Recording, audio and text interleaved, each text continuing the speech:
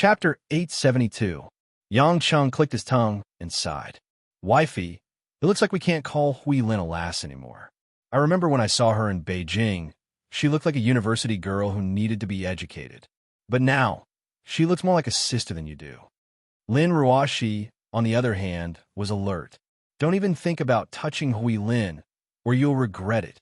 Yang Chung touched his face and smiled bitterly. I'd rather eat Jane than touch Hui Lin. What? You want to eat Jane? Lin Ruoxi frowned, and a cold glint flashed in her eyes. I'm just giving an example. For example, Yang Chung waved his hand stiffly. Let's just listen to Hui Lin sing. Lin Ruoxi snorted softly and turned to look at Hui Lin on the stage expectantly. After Hui Lin bowed to the audience, she nodded at Lu Yao in a friendly manner. Lu Yao's expression was a little stiff, but she still exchanged a few pleasantries. She did not expect Hui Lin to suddenly appear. She whispered in English, Miss Dolores, I've been listening to your songs since I was a kid. I really like your songs. Can I sing on behalf of my sister? Dolores was a little nervous in front of Dolores from the Cranberries. She spoke in English, which she had learned quite well. Dolores was a little embarrassed. Although the Cranberries debuted in the 90s, it was still a little weird to hear a girl in her 20s say that she had been listening to them since she was a child. Of course, judging from everyone's reaction, this lady here is also an outstanding singer named Hua Xia. What song would you like to sing? Dolores asked with a smile. Hui Lin bit her lower lip and said softly, It's my favorite, Ode to My Family. Dolores was obviously taken aback for a moment, as if she did not expect Hui Lin to choose this song. She kindly whispered, This song is very difficult. It's usually difficult to control the sound effects in a live setting, and wouldn't it be too sad on such an occasion? She was, of course, telling Hui Lin not to shoot herself in the foot. As the original singer, Dolores was well aware of the difficulty of this song.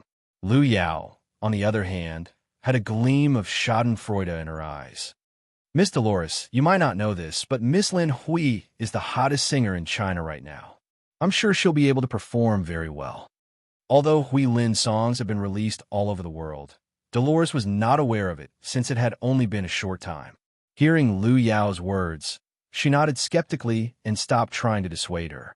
Hui Lin said embarrassedly, Actually, I only know this song. I haven't learned anything else, so please don't mind if I don't sing well, Miss Dolores. Dolores smiled and gave her an encouraging look. She asked the band to help with the accompaniment. The crowd quietened down again. They were curious about what kind of performance Hui Lin would bring. After all, Dolores and Lu Yao's duet was going to be very stressful. Hui Lin took the microphone from Dolores and turned to face the guests. She smiled and looked at Lin Ruoxi and Yang Chung with a longing look. The music sounded at this moment, and Hui Lin also closed her bright, beautiful eyes, immersing herself in the ocean of music that she yearned for. Do understand the things I say. Don't turn away from me, because I spent half my life out there. The emotions in this song were extremely rich, and almost every line was mixed with a moving tone, which made the song exciting from the beginning. Originally, Dolores' voice was as sonorous as the sound of nature, and had changed many timbres in order to vividly interpret the song. However, Hui Lin's voice had a completely different feeling. Hui Lin didn't use too many fancy techniques. Instead, she used her natural voice that was as clear as a mountain spring. She put in the most sincere emotions and performed every syllable in a simple and unadorned manner. It was a wonderful feeling. It was not a straightforward description, but a kind of communication with the soul, bringing it into an ethereal state. The audience was curious and expectant at the beginning, but in the end, they almost forgot who the original singer was, and had no idea where they were. All they could think about was the images of their families and the emotions in their hearts. When the song gradually faded and the lights lit up again, no one in the audience applauded. Everyone was staring at the stage with a smile on her face. It was as if they couldn't tear themselves away from the beautiful scene. It wasn't until 10 seconds later that someone was the first to say nice, that the audience burst into thunderous applause like a tidal wave. It was as if there were not hundreds of people in the audience, but thousands. The reporters that Lin Ruashi had led in started taking photos frantically to record the clearest image for tomorrow's headlines. Dolores covered her heart and walked to Hui Lin excitedly. She said sincerely, "Miss Hui Lin, please allow me to extend an invitation that may seem abrupt. Can you be a guest in our concert? Or, if you want to hold a concert, we can also participate. Of course, I hope to have the opportunity to collaborate with you. I have to say, this is the most perfect voice I've heard in recent years. I respect every singer who uses their voice to tell a touching story about life. It's amazing. It's as if my song has been given a brand new soul." For a moment, many of Hui Lin's fans started praising her. Even the leaders of some big companies were generous with their praises. Director Yushua's eyes were also shining brightly. It was as if he had found some sort of treasure and was filled with yearning. Lu Yao, who was standing at the corner of the stage, was flushed and pale. She had not expected such an outcome. Everything was different from what she had expected. No one would remember her performance tonight, because Hui Lin had stolen all the limelight. Moreover, it was tantamount to him giving Hui Lin a better boost on the international stage.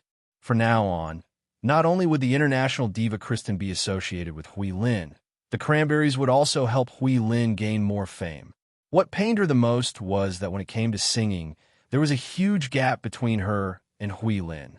Lu Yao did not want to stand there any longer. She ignored the surprised looks from the audience and stormed off the stage. She walked out of the hall through the back door and returned to her lounge. Lin Ruashi noticed this and frowned. She gestured for Zhao Hongyan to come to her side and said, "Hongyan, go to the back and check on Miss Lu Yao. Don't let anything happen to her. Her emotions aren't stable." Zhao Hongyan nodded and walked out of the banquet hall. Although Lu Yao was not as good as Lin Ruashi, she was still an A-list celebrity. She had to be careful not to leave a bad impression. In the hall, Hui Lin was so embarrassed that she did not know how to reply to Dolores' invitation. It was only when her manager ran up to her that she was rescued from the predicament. Although the girl had matured a lot, she was still not good at socializing. After greeting the enthusiastic fans and guests, Hui Lin walked up to Lin Ruashi and Yang Cheng. When she saw Lin Ruashi, Hui Lin immediately went up to her and gave her a hug. She pursed her lips and almost burst into tears. "Big sister, I missed you so much." Lin Ruashi caressed her sister's face. Although they were not related by blood, the two of them were like biological sisters. Lin Ruashi smiled and said, "Didn't I call you often? Why do you act like you haven't seen me for years?" "But a phone call is different from meeting in person," Hui Lin said in a wrong tone. Yang Chen coughed and said, "Hui Lin, I'm the one leading your music career. Why do you only care about talking to your sister? Come, let's hug too." Hui Lin pouted and said, "Big brother Yang didn't even give me a call. Didn't you say that you would contact me regularly? You didn't keep your word at all." Yang Cheng touched his chin and murmured, Is that so? I might be too busy." "Oh yes, why haven't I seen your manager? Didn't I find you an international team? Why didn't you change them because you weren't satisfied?" Hui Lin shook her head and said, "No, it's not like that. I felt that would be a waste for them to work for me alone. So I asked them to return to Europe last month. I can control myself now, and the team is doing well. Big brother Yang, don't blame them. They are good people and have helped me a lot." Yang Cheng didn't pay much attention to Hui Lin. It was fine as long as she liked it. He then asked curiously, "Did you just arrive? Why are you here?" Hui Lin said embarrassedly, "I was afraid that I would be caught by the reporters at the airport, and I wanted to stay at home for a few more days, so I came back early. I heard that the Cranberries are in Zhonghai and they are holding a banquet, so I came here. I didn't do anything wrong, did I?" "Of course not. Luckily you came. I was scared to death," Lin Ruashi said with lingering fear. Hui Lin smiled sweetly. She was happy to be of help. Just as everyone was discussing how great Hui Lin's singing was, and their eyes were on Hui Lin and Lin Ruashi, Zhao Hongyan, who had gone to the back to check on Lu Yao, suddenly ran back to the banquet hall in a panic.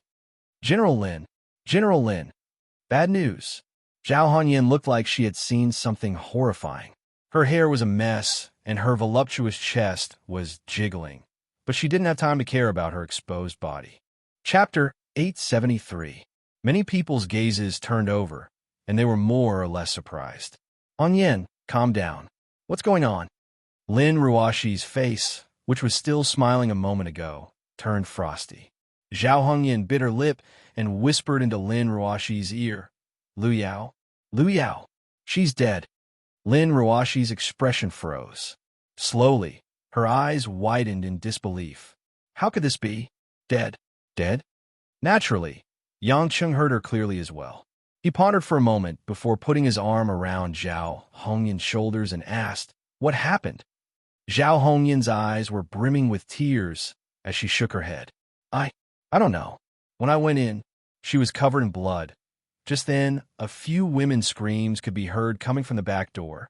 A few waitresses ran into the party and shouted crazily, Someone's dead. Lu Yao's dead. Lu Yao's dead. This time, the entire venue was in a mess. After everyone was stunned, they gradually began to panic. Everyone in the hall turned to look at Lin Ruoshi with inquiring eyes. When they saw the unnatural expressions on Lin Ruoshi and Zhao Hongyan's faces, they knew it was true. Someone's dead. The richer one was, the more worried they were about their own lives because they couldn't afford to die. That was why many of the rich and powerful investors threw their wine glasses and ran out of the venue. They didn't care what was going on. They just wanted to leave. As for the media that had been let in, as soon as they saw the commotion, they immediately rushed to the back of the lounge. The superstar, Lu Yao, was dead. She was just fine a moment ago when she suddenly died. And at Yulei International's gala. What kind of earth-shattering news was this? All of a sudden, the situation went out of control. Lin Ruoshi clenched her teeth and looked at the chaotic crowd. She didn't know what to do. This wasn't something she was good at. She couldn't help but look at Yang Chun helplessly. Yang Chun squinted his eyes and said, Contact the police to maintain order and block the back first. I'll go take a look at the scene. Ruoshi, you'll command the people below to maintain order. I'll handle the rest. Lin Ruoshi nodded and rushed to the stage with Zhao Hongyan. It would be easier for her to direct the crowd with a microphone. Hui Lin, on the other hand, was not afraid of a dead person, but she knew the situation was dire. Brother Yang, is there anything I can help with? You're not an ordinary person now. You're a public figure. It's best if you don't get involved. Take your manager and leave. We'll talk when we get home. Yang Cheng said. Hui Lin was helpless, but she believed that Yang Cheng did not need any help. So, she left the scene with her manager and the rest. Yang Cheng walked directly towards the resting room at the back. Because the crowd was too chaotic, no one noticed his extremely fast speed. In just a short while, he had already rushed to the front of the crowd of reporters that were swarming over.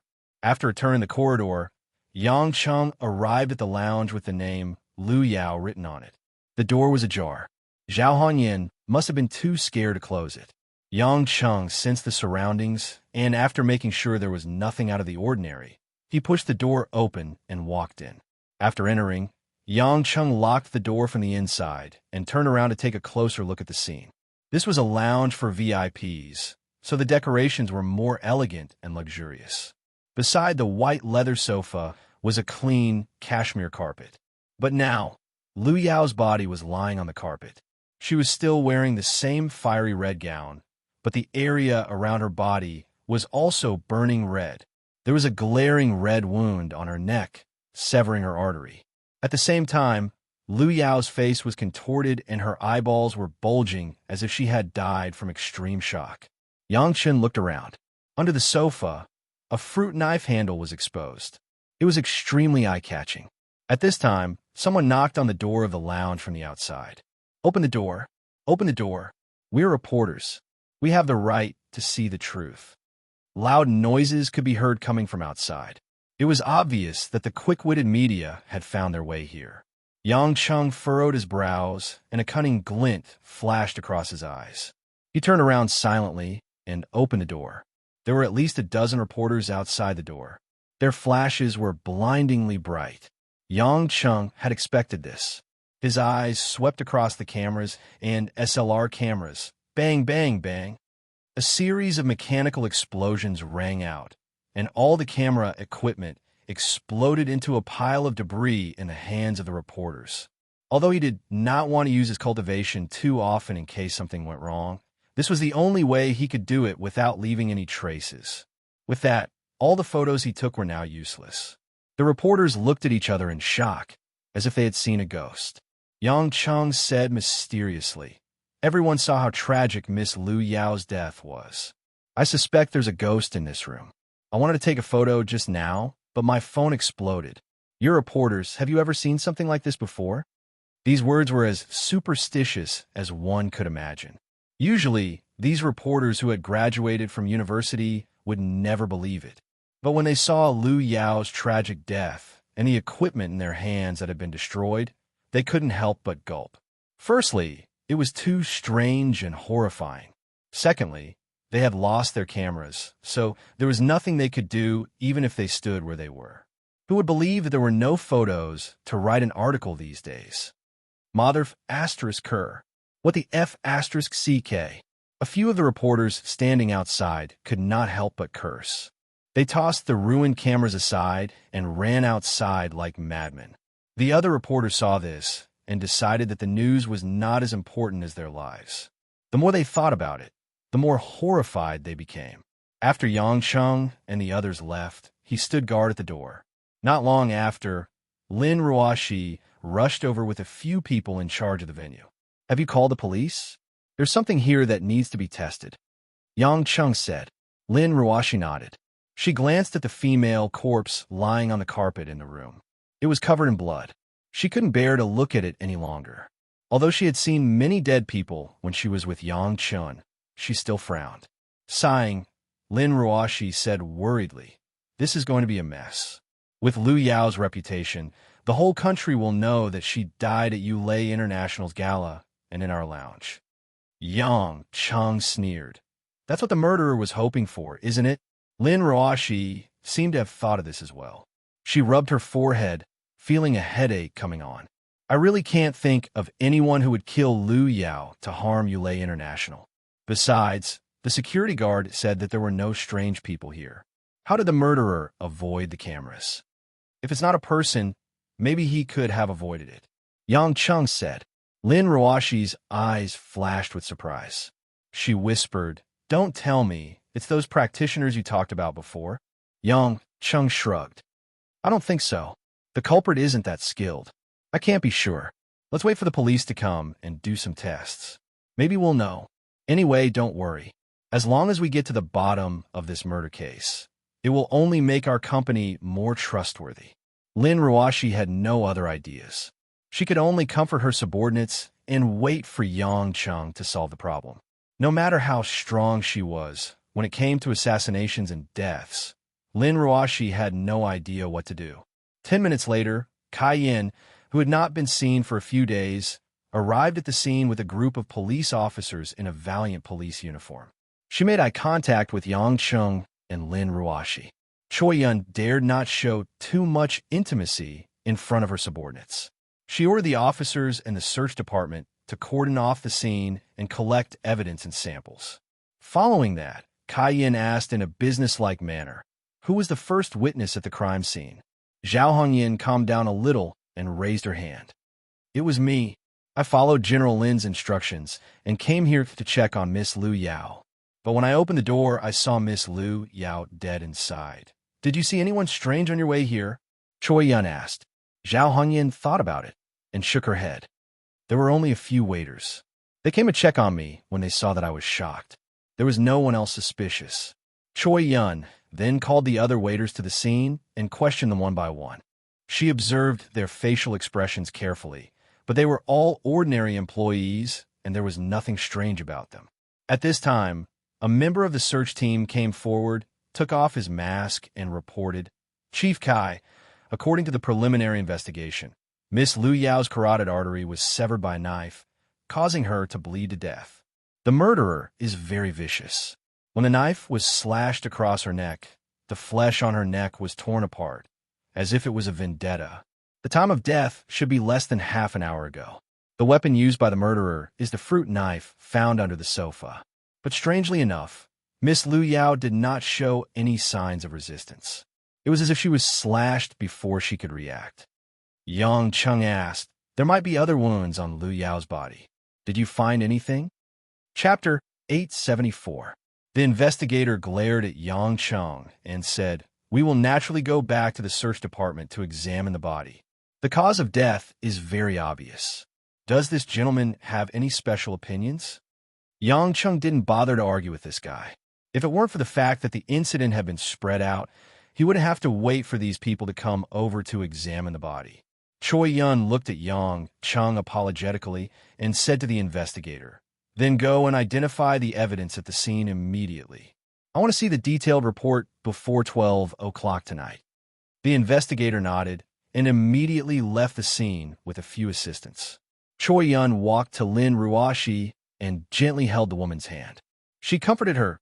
"Don't worry, Ruoshi. I will find out the truth soon. I will ask the media not to talk nonsense so as not to cause panic among the people. You go back with Yang Cheng first. I will deal with the scene." Lin Ruoshi smiled reluctantly. "Then I will have to trouble you again. This matter may have a great impact on our company, especially the entertainment media business. If there is anything I can help with, I will do my best to cooperate." Choi Yun brushed her soft and beautiful short hair and smiled confidently. "After so many years of friendship, you still don't trust me?" Lin Ruoshi nodded and looked at Yang Cheng meaningfully. Then she said, "Since this bad guy appeared, I really can't trust him." Choi Yun suddenly blushed and lowered her head in embarrassment. Fortunately, the police officers were busy in the room, otherwise they would be stunned. Yang Cheng pretended to be thinking about the case seriously and didn't hear anything. Lin Ruoshi glanced at him helplessly. Then, she pursed her lips and smiled. "All right, Yin Yin, I'm just teasing you. I can only try to find joy in my misery. Just a moment ago, a living person died in our party. It's really terrifying." Feeling relieved, Kai Yin nodded her head in understanding. "Then you guys can go home first and wait for my news. I'll contact you guys if there's anything." Zhao Hongyan asked softly, "Chief Kai, can I go home too?" Choi Yun shook her head.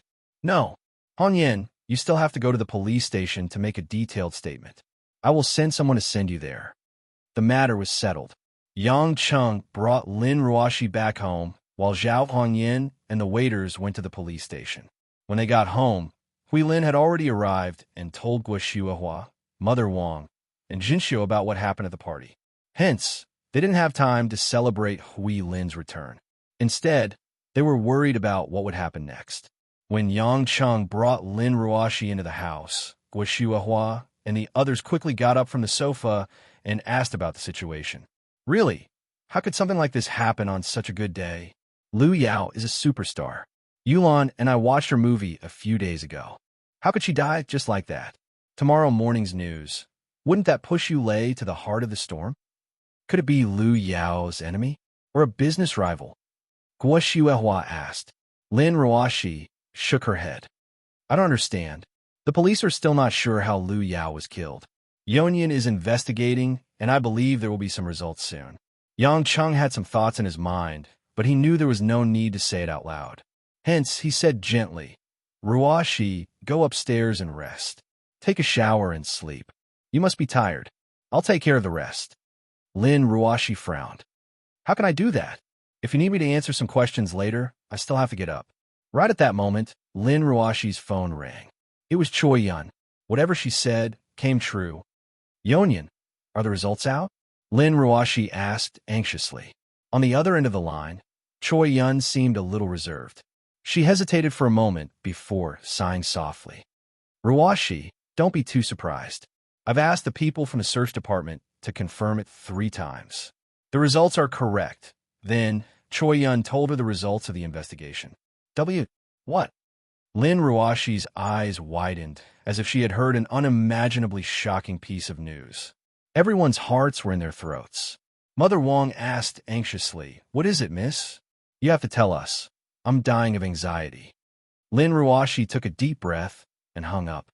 She stroked her hair and said softly. Yonian said, "There were fingerprints on the fruit knife that was used to slit Lu Yao's artery. The fingerprints belonged to Hongyan. Guo Xuehua and the others also knew that Lin Ruoshi's new assistant was Zhao Hongyan. Yang Cheng sneered. This is getting more and more interesting. Looks like she's not just any ordinary person, Lin Ruoshi said angrily. How can you still laugh? How could it be Hong Yan? I was the one who asked Hong Yan to check on Lu Yao. She didn't go there herself. Besides, Hong Yan has no motive to kill. Yang Cheng smiled at Shan Shan. I know, but I can't cry. Child, don't worry. I believe it's just a mistake. Maybe Hong Yan accidentally touched it? Guo Shuahua quickly comforted her. Lin Ruoshi nodded and said to Yang Cheng, Yonyan asked me to go to the police station to take notes and ask some questions. I want to bail Hong Yan out. I'm sure she's innocent. By yourself? Yang Cheng decisively refused.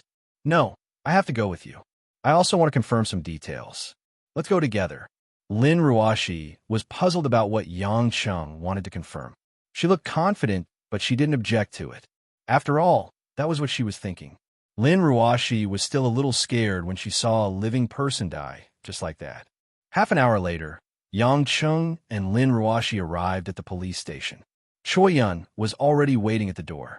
When she saw the two of them, she led them in and said helplessly, because of the fingerprint test, Hong Yan is the only one who touched the knife. There is indeed Lu Yao's blood and some minced meat on the knife. There is no doubt that it was the weapon that killed her. So Hong Yan's situation is not easy to deal with. Lin Ruoshi quickly said, Yonyan, I was the one who asked Hong Yan to go there. How could she be the murderer? It's all a coincidence. Choi Yun smiled bitterly. I know it's not normal. At least, if someone wanted to kill someone, they would wear gloves or look for an alibi. Moreover, Hong Yan has nothing to do with Lu Yao. Tonight was the first time they met. Our colleagues in the police station have also thought of these problems. But that's why we called you here. Lin Ruoshi's pale face showed a hint of anger. Do you think that I sent Hong Yan to kill someone? Is that even possible? Calm down, Ruoshi. Choi Yun quickly explained. I can't make any conclusions. Lu Yao is a well-known public figure. Her management company and family are involved in this case. The higher-ups have also sent several experts to analyze the case. They believe that it was a premeditated murder. Premeditated murder? Are you Lei? Or me? Lin Ruoshi snorted. Yang Cheng signaled to Choi Yun to stop provoking Lin Ruoshi. After all, the situation had developed in such a confusing manner that Lin Ruoshi was on the verge of breaking down. If she were to be blamed again, no matter how strong a woman was, she would not be able to accept that she was a premeditated murderer for no reason. Choi Yun knew that things would only get worse if they continued. So, she quieted down and led the two into the office where there were already many people present. A few well-dressed, middle-aged men with serious expressions were sitting at a few large tables, looking at the documents in their hands. Some police officers were bowing and cooperating by the side. Zhao Hongyan was still in her evening gown, but the makeup on her face had completely faded. Her eyes had turned into panda eyes due to the eyeshadow. Her teary eyes were filled with grief and agony. A hint of heartache flashed across Lin Ruoshi's eyes. She hurried forward and grabbed Zhao Hongyan's hand. Hongyan, are you all right? When Zhao Hongyan saw Lin Ruoshi and Yang Cheng, a glimmer of hope appeared in her eyes. General Lin, you're finally here. They said that I killed Lu Yao. I didn't. I really didn't. Be quiet. What kind of nonsense are you shouting about? What kind of murderer would admit to killing someone right from the start? A low, hoarse voice rang out. The one who spoke was a bald, middle-aged fat man with a shiny forehead. Chapter 875. The man's ferocious expression made Zhao Hongyan, who had been frightened for a long time, shrink back and stick close to Lin Ruoshi. Lin Ruoshi couldn't help but turn her head and stare at the man coldly. Is this the quality of a public servant? What gives you the right to accuse my assistant of being the murderer? The bald man frowned and exchanged a few glances with his colleagues. Then they all laughed disdainfully. You're the CEO of Yulei? The organizer of this gala? The bald man asked contemptuously. Lin Ruoshi ignored him and took out a tissue she brought with her and handed it to Zhao Hongyan. Wipe your face, don't worry, it'll be fine. Zhao Hongyan looked at Lin Ruoshi gratefully, took the tissue, and carefully wiped the corners of her eyes. I'm asking you a question. Did you hear me? The bald man was furious at being ignored. Choi Yun couldn't stand it anymore. She frowned and said, Detective Wong, Ruashi is a friend I've known since I was young.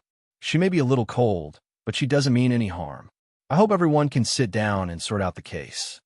Bureau Chief Kai, my colleagues and I have more or less sorted out the case, Detective Wong said. We can basically confirm that the murderer of Liu Yao is Zhao Hongyan, and it's very likely that the CEO, Lin Ruashi, is the mastermind. This is ridiculous. Do you people only know how to frame people when you're not capable? Lin Ruashi said coldly. We're not capable? Detective Wong shouted. Wang Gang, have been in criminal investigation for more than 30 years. As a special agent of the Public Security Bureau, what case have I not seen? This case has conclusive evidence. There's no other possibility other than Zhao Hongyan's murder. Oh, I'm very curious. What kind of solid evidence did Detective Wong find? Yang Chung had been standing at the side with a smile. At this moment, he stopped Lin Ruashi and walked forward to ask. Glancing at him, Wang Gang proudly said, The information we've gathered proves that there were cameras at the scene. Throughout the entire process, other than Zhao Hongyan, no one else had any records of entering or leaving the scene. Secondly, the fingerprint matched Zhao Hongyan's, which was the strongest evidence. Thirdly, the fact that Lady Liu Yao did not resist before she died was most likely due to the fact that someone she knew had committed the crime. Therefore, the seemingly impossible Zhao Hongyan had a higher chance of succeeding. Also, Zhao Hongyan couldn't explain why her fingerprints were on the fruit knife. It was obvious that when she was planning to commit the crime, the waiters saw it and didn't have time to erase it. Lin Ruashi frowned and asked Zhao Hongyan, Hongyan, why are your fingerprints on the fruit knife? Zhao Hongyan shook her head, sobbing. I don't know, General Lin. I didn't even touch the knife, really.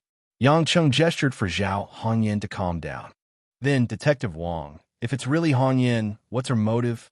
We've investigated and found out that Liu Yao is Yulei's most popular singer at this year's Chinese Golden Melody Awards. She's Miss Lin Hui's biggest competitor. Moreover, Liu Yao has been in contact with the media many times, spreading unfavorable news about Lin Hui. Tonight, Liu Yao and Lin Hui both chose to sing the Cranberries songs.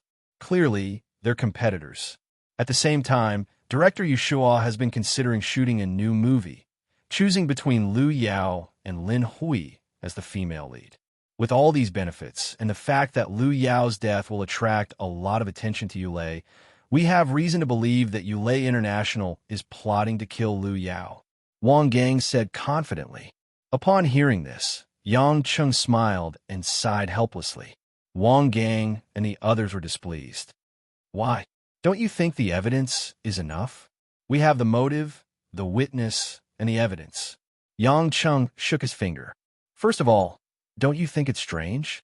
If Yulei International is plotting to kill Liu Yao, why would they kill her at Yulei International's gala? Similarly, why didn't they hire an assassin but the CEO's assistant, and a woman who doesn't even know how to wear gloves? Furthermore, do you really think that Yulei International needs to kill Liu Yao to gain more popularity for Lin Hui, given our current popularity? You can do a survey and see how many people in Huaxia support Lin Hui, and how many people like Liu Yao. Be it the location, the alibi, or the fingerprints, they're all unfavorable to Yulei and Hongyan, but they're all low-level mistakes that shouldn't have been made. These are obviously the killer's fingerprints, and if they can be used as evidence, then even a beggar on the street can be a detective. Ew. What did you say? Beggar, are you insulting us? Wang Gang roared as he stood up. Yang Cheng's face darkened, and an imposing aura pressed down on them. Although it was only a fraction, it was enough to make Wang Gang and the others break out in a cold sweat. What are you trying to do? Don't you dare. We were sent here by the Ministry of Public Security, Wang Gang said in a trembling voice. Yang Chung grinned. Don't worry, you guys are lucky. I've been listening to my wife lately, and I won't do anything rash. But you guys better behave yourselves. If you yell at my woman again, I'll make sure you'll never be able to open your mouths again.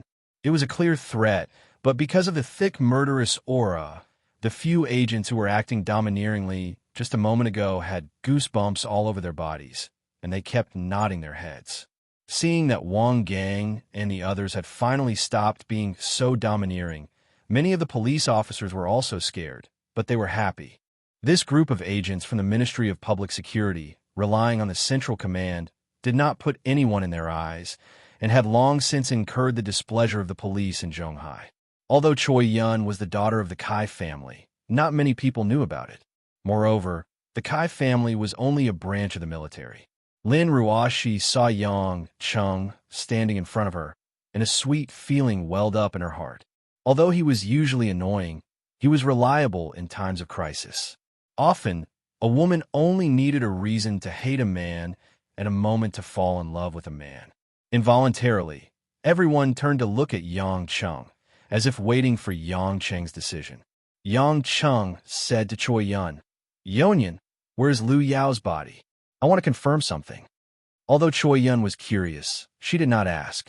"I'll take you there. She's at the forensics office and will probably be sent to the hospital morgue soon. The weather is hot, and corpses rot easily."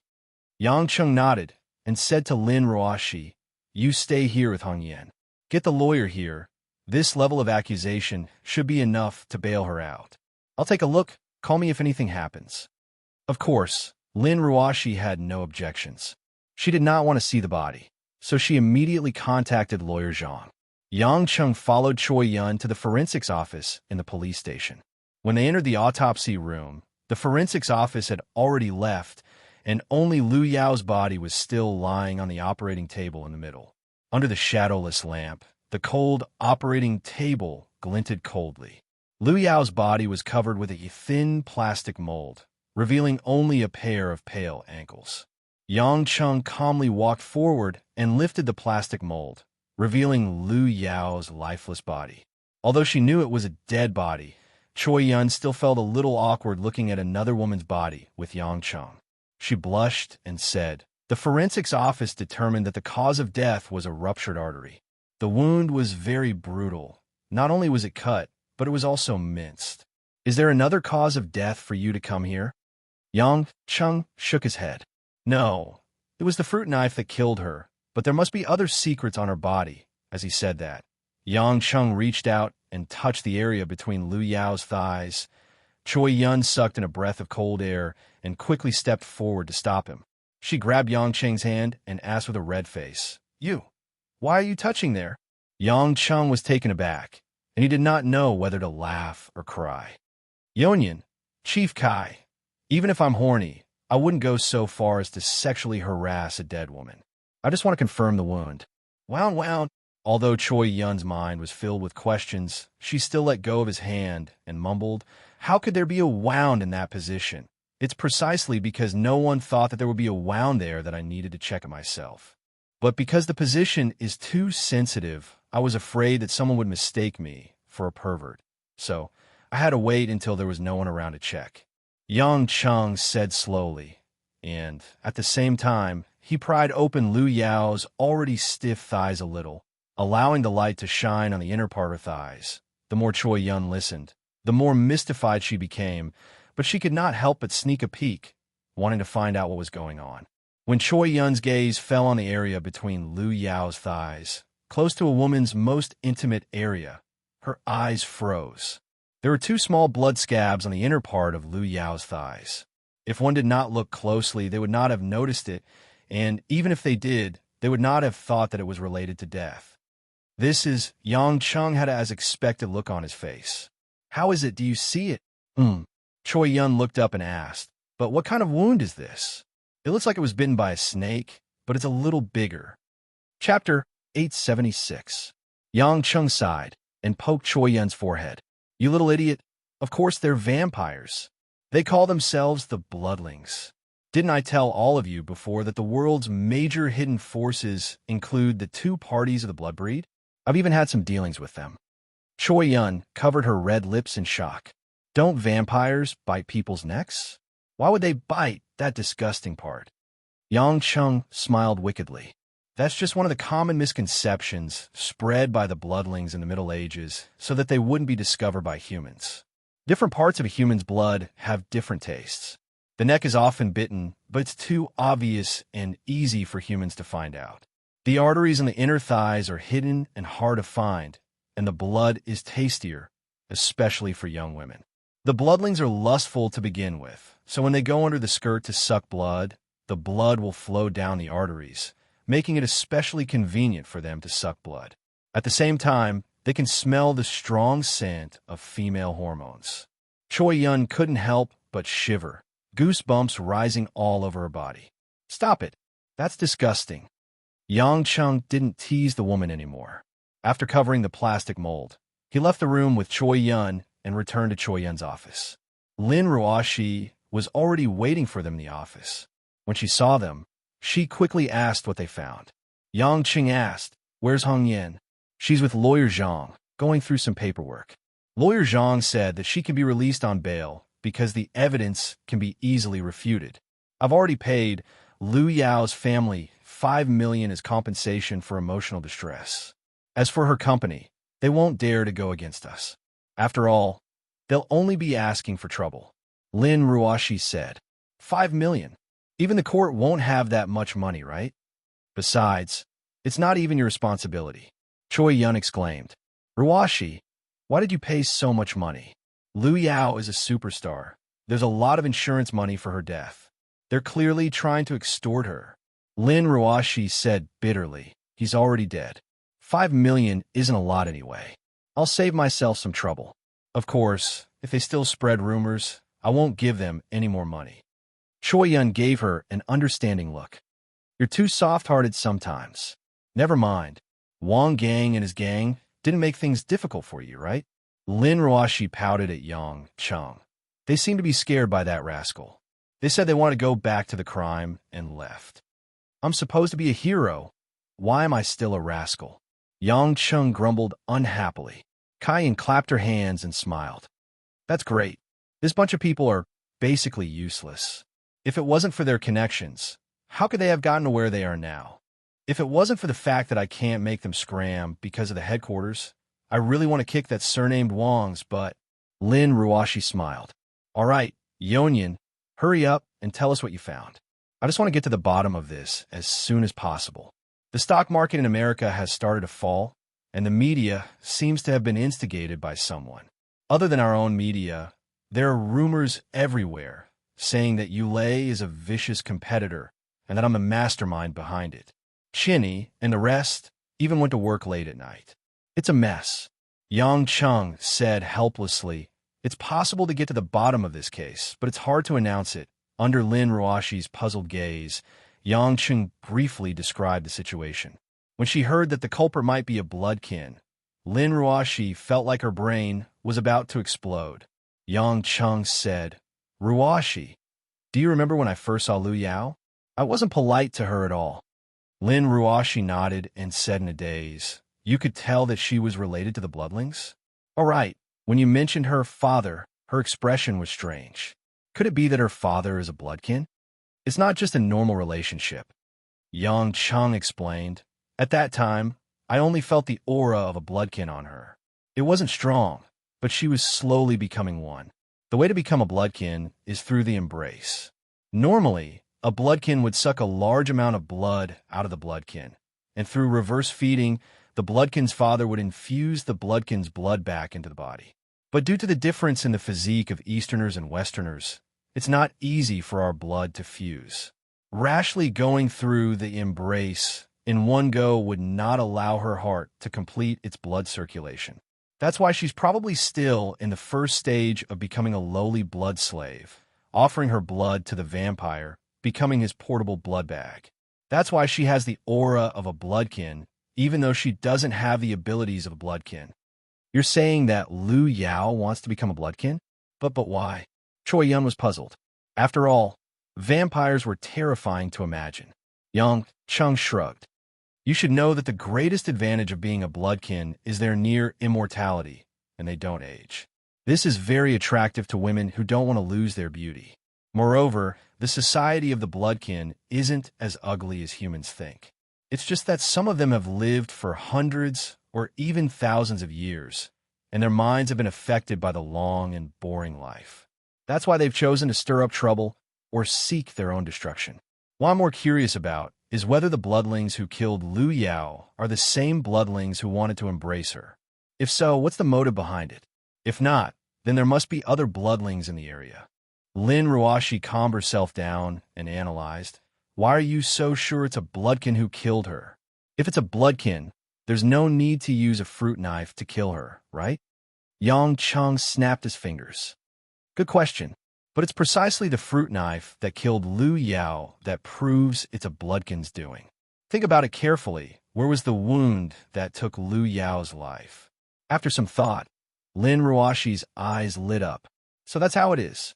He purposely used the fruit knife to destroy the wound near the artery so that no one would notice the bite mark. That's why the wound was torn apart. That's right. That's right. Although the wound was usually covered up by the foundation on the neck, it would definitely be discovered when the forensic doctor examines it. That's why the blood race used a very smart method. Unfortunately, he was still too confident and didn't destroy the wound at the base of his thigh, Yang Chen said with a smile. Then why did Hong Yin's fingerprints appear on the fruit knife? Choi Yun asked. Yang Cheng answered. The reason bloodkin can hunt humans so easily is because of their innate ability to hypnotize humans. Even the youngest bloodkin have the ability to hunt normal humans. Hong Yin must have been hypnotized the moment she entered the room. Following the bloodkin's request, she grabbed the fruit knife and threw it under the sofa. When the bloodkin left, she woke up and saw Lu Yao's dead body. In that case, Hong Yin became the scapegoat, and at the same time, Yulei International was blamed for the crime. Lin Ruashi and Choi Yun exchanged a look and saw the realization in each other's eyes. You villain, since you knew there was something wrong with Lu Yao, why didn't you say so earlier? If you had paid more attention to her, she might not have been killed. Lin Ruashi slapped Yang Chen's body a few times angrily. Yang Cheng smiled apologetically. I say, honey, there are men and women who want to become bloodkin and become lowly blood slaves everywhere. I only taunted her because she was too arrogant. Why would I care about her death? Besides, you're the only one in my heart. There's no room for other women. You're lying through your teeth. Lin Ruashi rolled her eyes at him, but she was satisfied with his answer because it was said in front of Choi Yun. Listening to Yang Cheng's obvious flattery, Choi Yun secretly pinched his waist. But knowing she was in the wrong, she could only vent her displeasure as a mistress. Yang Cheng giggled with Lin Ruashi, while his other hand sneakily stroked the back of Choi Yun's hand, trying to calm her down. At the same time, he lamented in his heart, if dealing with relationships between men and women was as easy as playing Warcraft, then it would be so much easier for him. The general process of the murder had been cleared up, but more questions followed. What kind of person would make a bloodkin kill someone and frame Yulei? Lin Ruashi asked in distress. Yang Cheng pondered and said, we'll have to find the murderer to figure it out. Yang Cheng, you're so powerful. You must have a way to find it, right? Choi Yun asked expectantly. Yang Cheng said embarrassedly, if I deliberately sense it, of course I can find the scent of a bloodkin, but the problem is that he has already escaped to an unknown place. The speed of a bloodkin's teleportation is so fast that it's hard for the naked eye to detect it. It's like looking for a needle in a haystack. Even if I'm a god, I can't find him. Where can I find him? Lin Ruashi was a little depressed. If even you can't do it, then how are we going to find the murderer? We can't just hold a press conference and say that the murderer is a vampire, but we can't find him. Yang Cheng blinked his eyes and said with an evil smile, don't worry. I can't do it, but it doesn't mean others can't. You should know that the bloodkin have the 6 commandments. This bloodkin has obviously violated the seclusion rule. Let the bloodkin handle it themselves. Wouldn't it be easier? Chapter 877. Yang Cheng's idea was simple. Regardless of whether the vampire was a member of the demon party, Sabbath, who disregarded the seclusion rule, or a member of the secret party, Camarilla, who followed the rules, they had to be found and eliminated. Therefore, it should be easy to get the Vanjua clan, who had a good relationship with him, to send someone over. The Vanjua clan were the noble of the 13 clans, and also the leading clan of the Camarilla. He had saved the lives of Sargeras and Lilith, so it was not a big deal to ask them to handle such a small matter. Yang Chun didn't hide anything from his woman. After using Kai Yan's computer to surf the internet in her office, he contacted Lilith via email. The reason why Yang Chun didn't call or video call her was because he still felt guilty. After all, Lilith was a woman from the blood race who had slept with him before. Furthermore, she was a seductive woman who was more than 200 years old. It would be fine if Lilith didn't say anything too provocative, but if she said something she shouldn't and Lin Ruashi heard it, he would have to go home and reflect on himself.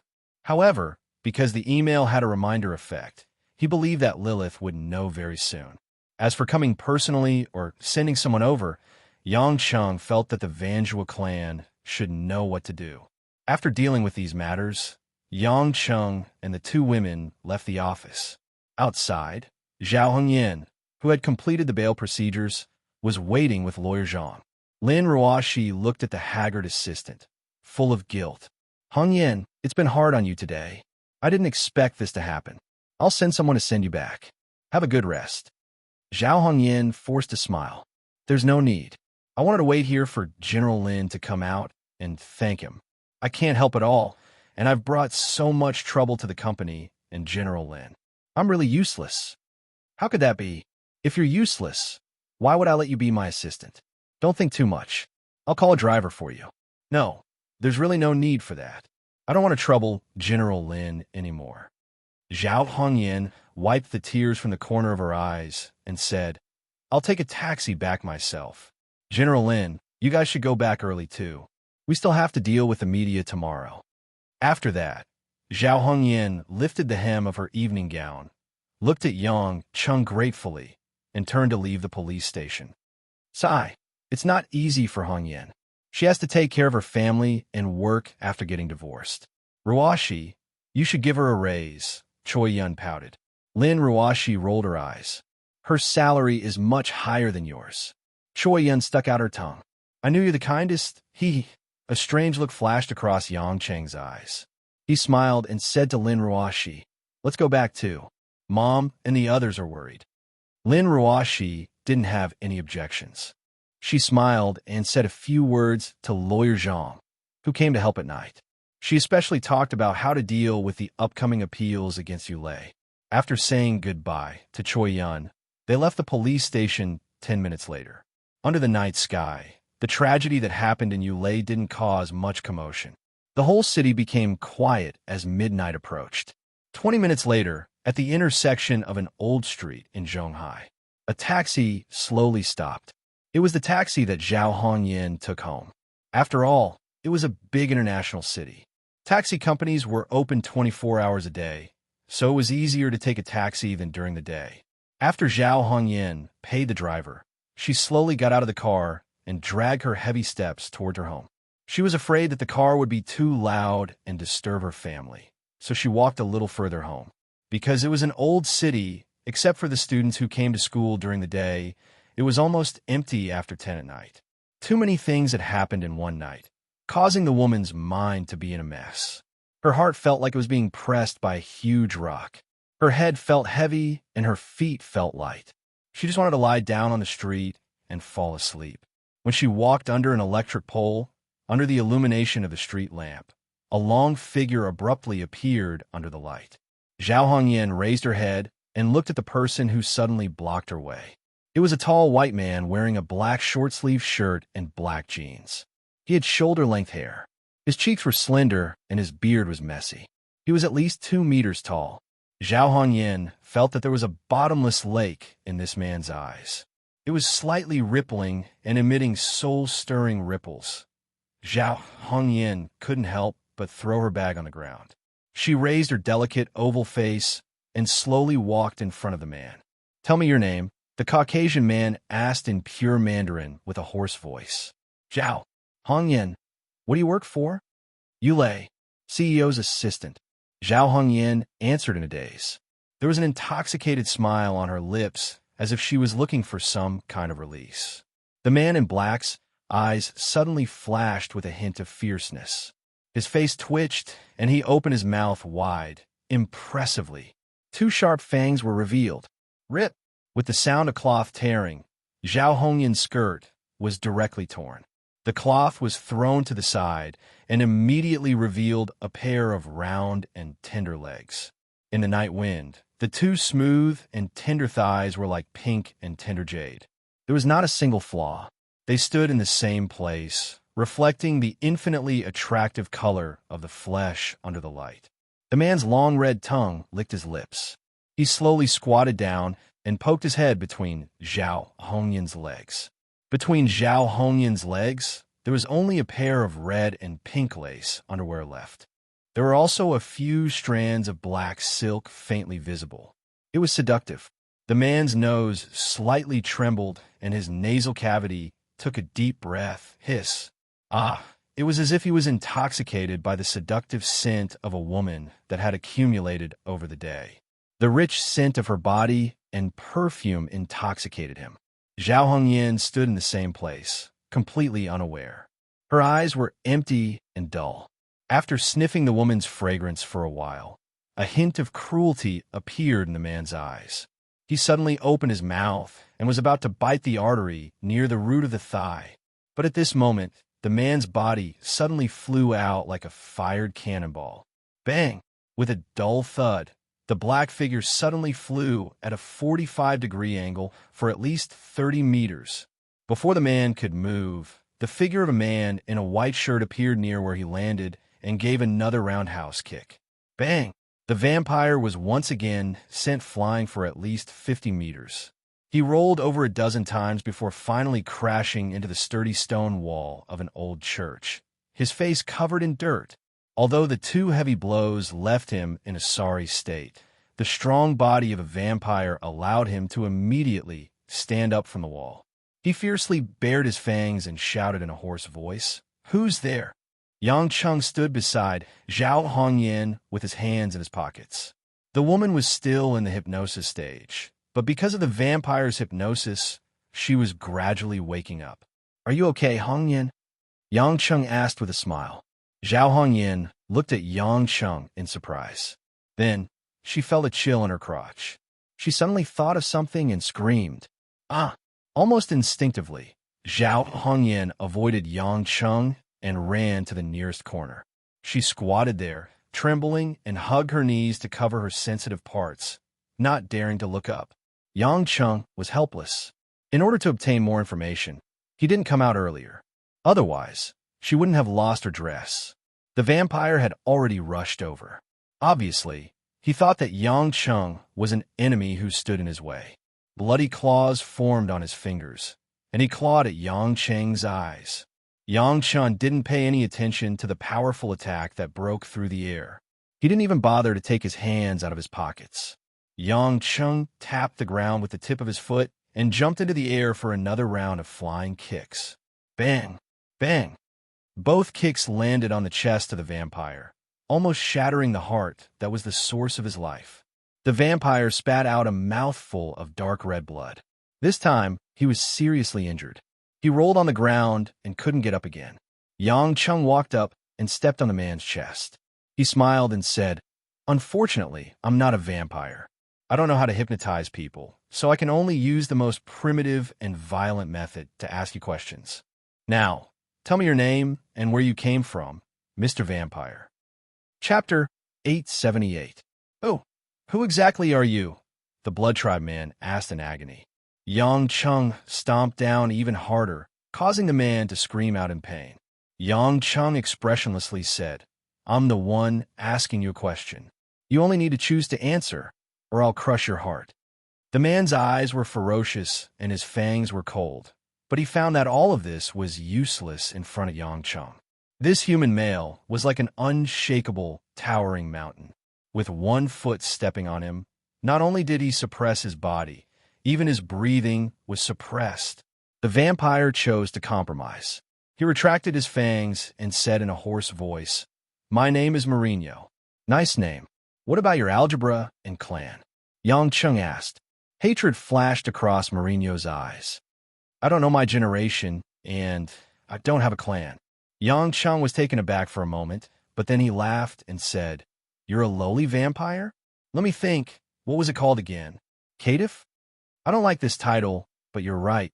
Mourinho said lifelessly. Yang Chung said with great interest, I heard that you untouchables are from clans that were banished by the vampires, or you were embraced into the vampires without the consent of your elders. It must be hard for you to live without a backer, right?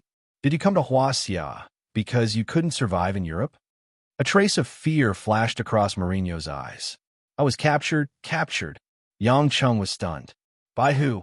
Mourinho looked at Yang Chung strangely. You're very strong.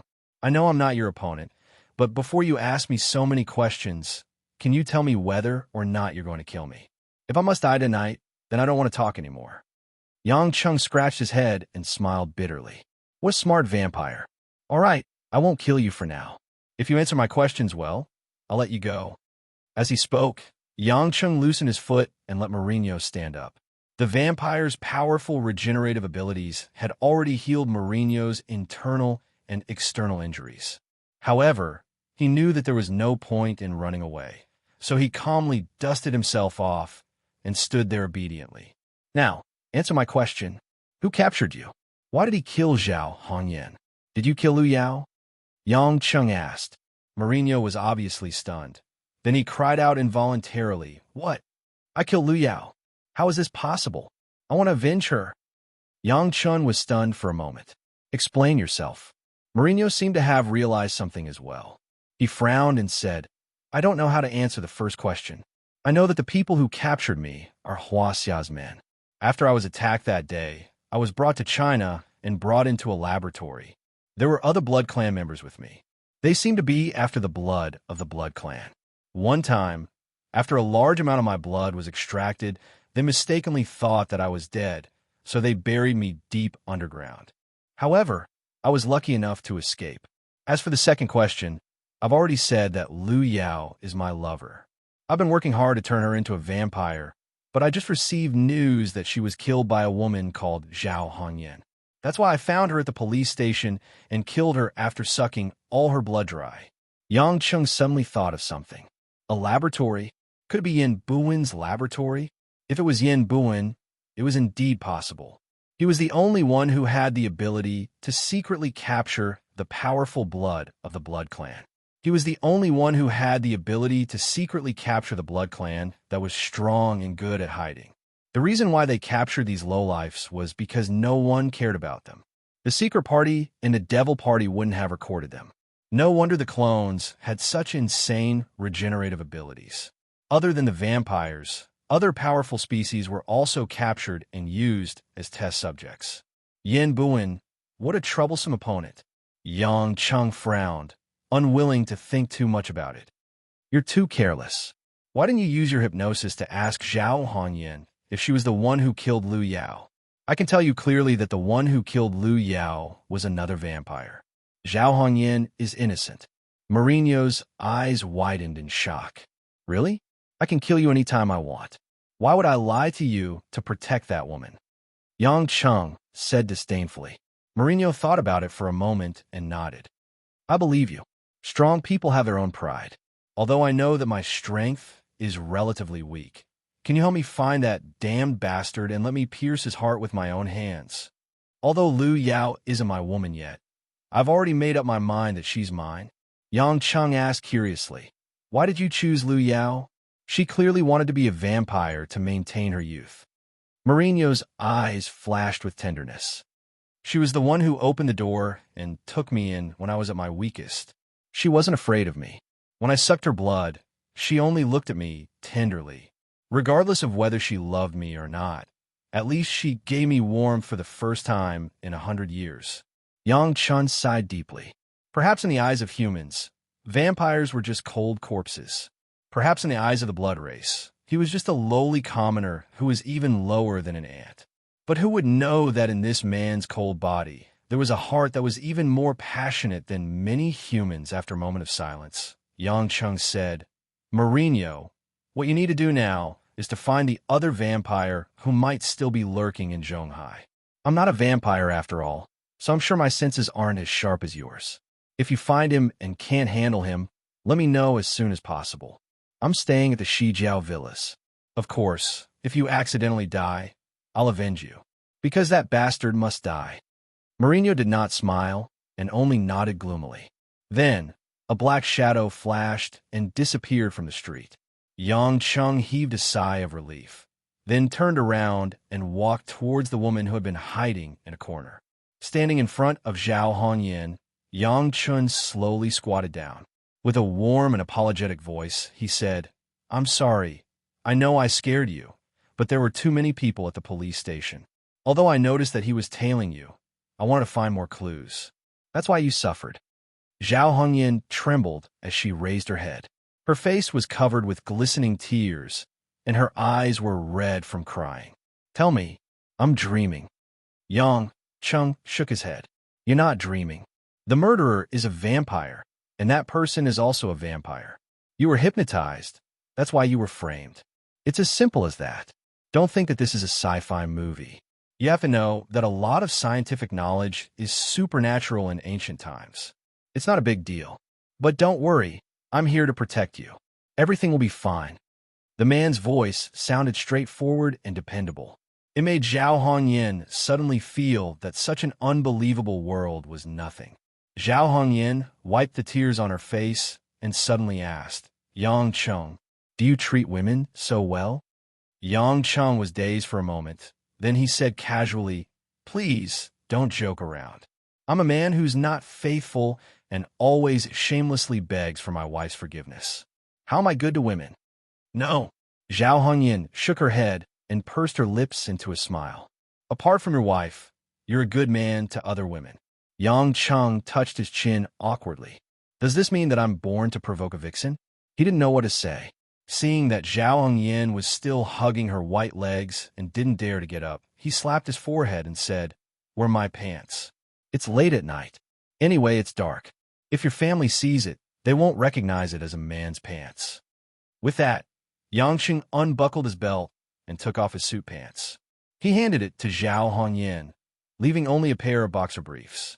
Zhao Hongyan stared blankly at Yang Chung taking off his pants, and then looked at the man's trousers in front of her. She couldn't help but feel a lump in her throat. Her tears couldn't help but moisten again. Yang Chung was completely dumbfounded. "What's wrong with this? Did I scare you by taking off my pants? Aya, you should have said so earlier. I'll put on again. Don't cry." Yang Chung had a headache. He stood up again and planned to put on his pants. But at this moment, Zhao Hongyan, who was still squatting, suddenly got up. She didn't care that both of them were still bare thighs. She only relied on her panties to cover her embarrassment. She hugged Yang Cheng's neck tightly and stuck to Yang Cheng's chest. Zhao Hongyan raised her pretty face and kissed the corner of Yang Cheng's mouth with her soft red lips. Chapter 879. In the dark night, this crazy wet kiss came without any warning. Yang Cheng only felt that the woman's delicate and smooth face was tightly pressed against his face, and that hot and sweet tongue was like a passionate little snake, drilling a hole in his lips. He was in a daze for more than 10 seconds. Yang Chung hugged Zhao Hongyan's body, grabbed the woman's arms, and asked in surprise, "Hongyan, what are you doing?" Zhao Hongyan didn't answer, but struggled to jump up again. Two snow-white thighs, which were not covered at all, suddenly came up, clamped one of Yang Cheng's sturdy thighs, and tightly stuck together. Yang Cheng only felt the woman's elastic and plump thighs, which brought an amazing texture, like sliding through a piece of tender white tofu, or like a warm and moist jade. Once touched, he was unwilling to let go. But the rationality in his mind made Yang Cheng solemnly ask, "Are you crazy? Wake up." Zhao Hongyan's delicate body suddenly trembled, and her eyes were red. She raised her head with a sad look, looked at Yang Cheng, and bitterly smiled. "I am crazy?" Yang Cheng felt that he might have said too much, so he let go of his hands and apologized. "I'm sorry, I'm not scolding you. Maybe it was a little too intense, but why did you?" "That's right." Zhao Hongyan suddenly let out a shrill scream, her voice spreading across the street. I'm going crazy."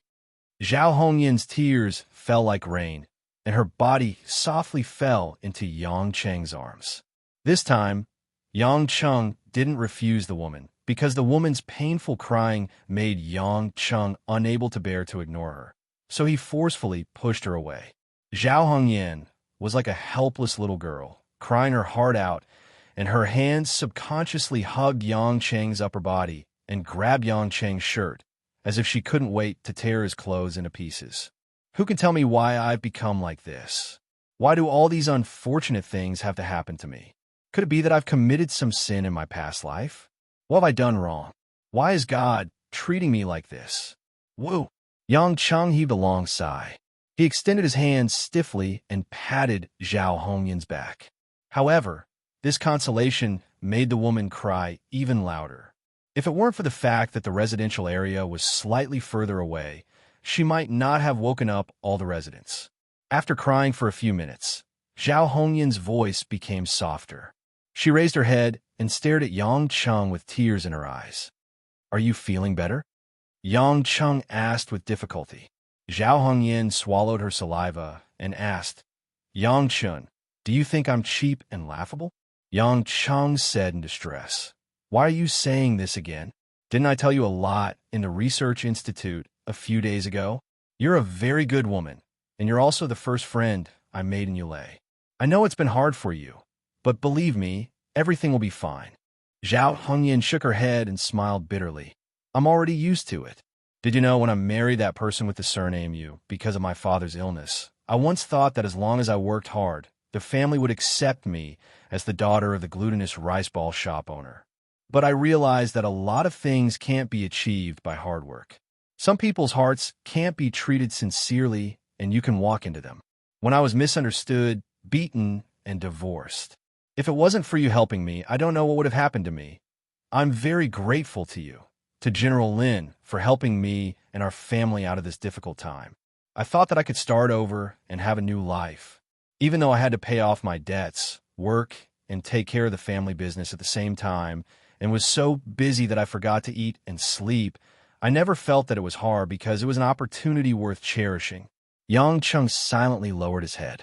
He could feel the sadness in the woman's words, even if she didn't say it out loud. She had to take care of her father, who needed to take care of his health, her younger brother and mother, and she had to work outside, but she didn't even have a partner to talk to.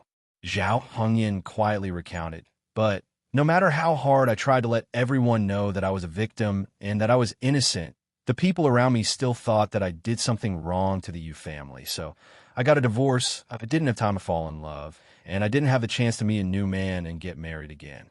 They thought that I was adopted by a rich man, so I didn't need to get married again. Does divorce have to be the woman's fault?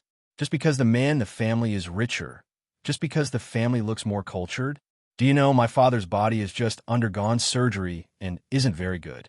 When he heard the neighbors say those things, he was so angry that he vomited blood at night. "Why didn't you tell them the truth? It was the Yu family who let you down." Yang Cheng suppressed his anger and said. Zhao Hongyan said sadly, "The truth? Those people don't care about the truth at all. What they need is just a topic to talk about after a meal. Many people are like this. The worse someone's family is, the happier they are. It has nothing to do with them at all. It's as if seeing someone's husband and wife don't get along and father and daughter curse in the street will give them an extra piece of meat on their body and a stack of money in their pocket." Yang Cheng was silent. Zhao Hongyan raised her head and wiped her tears. She laughed self-deprecatingly and said, "I really don't understand. I'm already in such a terrible situation. Why did I have to be blamed for the murder? I can't imagine what my life will be like if the news that I'm involved in a murder appears in tomorrow's newspaper. Was I divorced because I jinxed my husband? Or was I simply the reincarnation of a jinx that caused my father to be seriously ill?" Yang Cheng frowned and said, "If that's the case, don't live in such a horrible place anymore. I'll talk to Ruashi and buy you a house somewhere else. At most, I'll pay for it. If you don't want to use my money, you owe me." Zhao Hongyan shook her head. "There's no need. I understand now that some people are destined to be unfortunate. Maybe if I get close to you, I'll bring you trouble. Just like how you rejected my kiss just now. That's what you should do. I'm too crazy and I don't know how to cherish you. You and General Lin are so good to me, but I still did something that let General Lin down. I'm very grateful to you for pushing me away. I also know I'm frivolous. I don't know why I wanted to kiss you. Just forget about it. Anyway, you've taken advantage of me in the office many times in the past. This time, Just treat it as me getting back at you. Huh. After saying that, Zhao Hongyan walked over to the wall and picked up her bag. She stood up and waved at Yang Cheng. She smiled and said goodbye. I'm going back. Yang Cheng watched as the woman walked away in only her underwear. Her lonely figure was stretched out under the streetlights. Yang Cheng's heart tightened. He gritted his teeth and shouted, Hongyan. Zhao Hongyan's delicate body trembled slightly. She turned around and looked at Yang Cheng with tears in her eyes. Is there anything else? Yang Cheng hesitated for a moment. He smiled bitterly and asked, Are you okay walking back like this? A hint of disappointment flashed in Zhao Hongyan's eyes, but she still forced a smile and said, It's okay. Everyone in the family is asleep. I should not wake up if I walk gently. And the worst is not over yet. If I embarrass myself a few more times, I might completely get used to it. For some reason, when Yang Cheng heard the woman's seemingly relaxed reply, he felt especially melancholy. It was as if the thick, dark night had completely swallowed this woman. Zhao Hongyan bit her lip and nodded. She continued to walk back home. Every step she took felt like she was filled with lead. The woman's tears kept falling, as if she was saying a farewell of life and death. That's right. Some unrealistic fantasies should have been cut off long ago. Don't be silly. I'm just a withered willow that brings trouble and burdens. What kind of dirty thoughts are I thinking about? Just as Zhao Hongyan took a deep breath and was about to quicken her pace, a figure suddenly blocked her path. Zhao Hongyan's heart trembled. She raised her head in a daze. Yang Cheng. Why are you? Yang Cheng did not know when, but he was standing in front of her again. His face was expressionless as he looked at her with a deep gaze. Yang Cheng did not speak. Instead, he opened his arms and hugged the woman tightly. The next second, Yang Cheng kissed Zhao Hongyan's pink lips heavily. Chapter 880. His tongue pushed open the woman's lips without any scruples, broke through the loose defense of her pearly white teeth, and overturned the sea in the woman's sandalwood mouth. Zhao Hongyan instantly smelled a strong male scent, and her soft lips were occupied by Yang Cheng. She only felt that her entire soul was constantly being lifted, as if it was about to fly out of her head.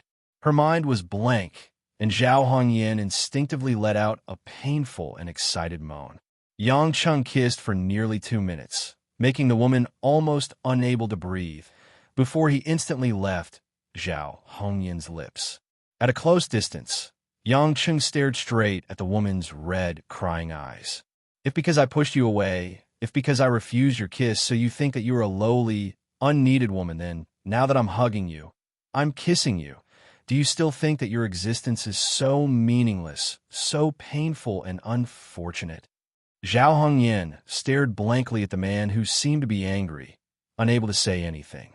Yang Cheng gritted his teeth and suddenly pushed Zhao Hongyan into a nearby alley.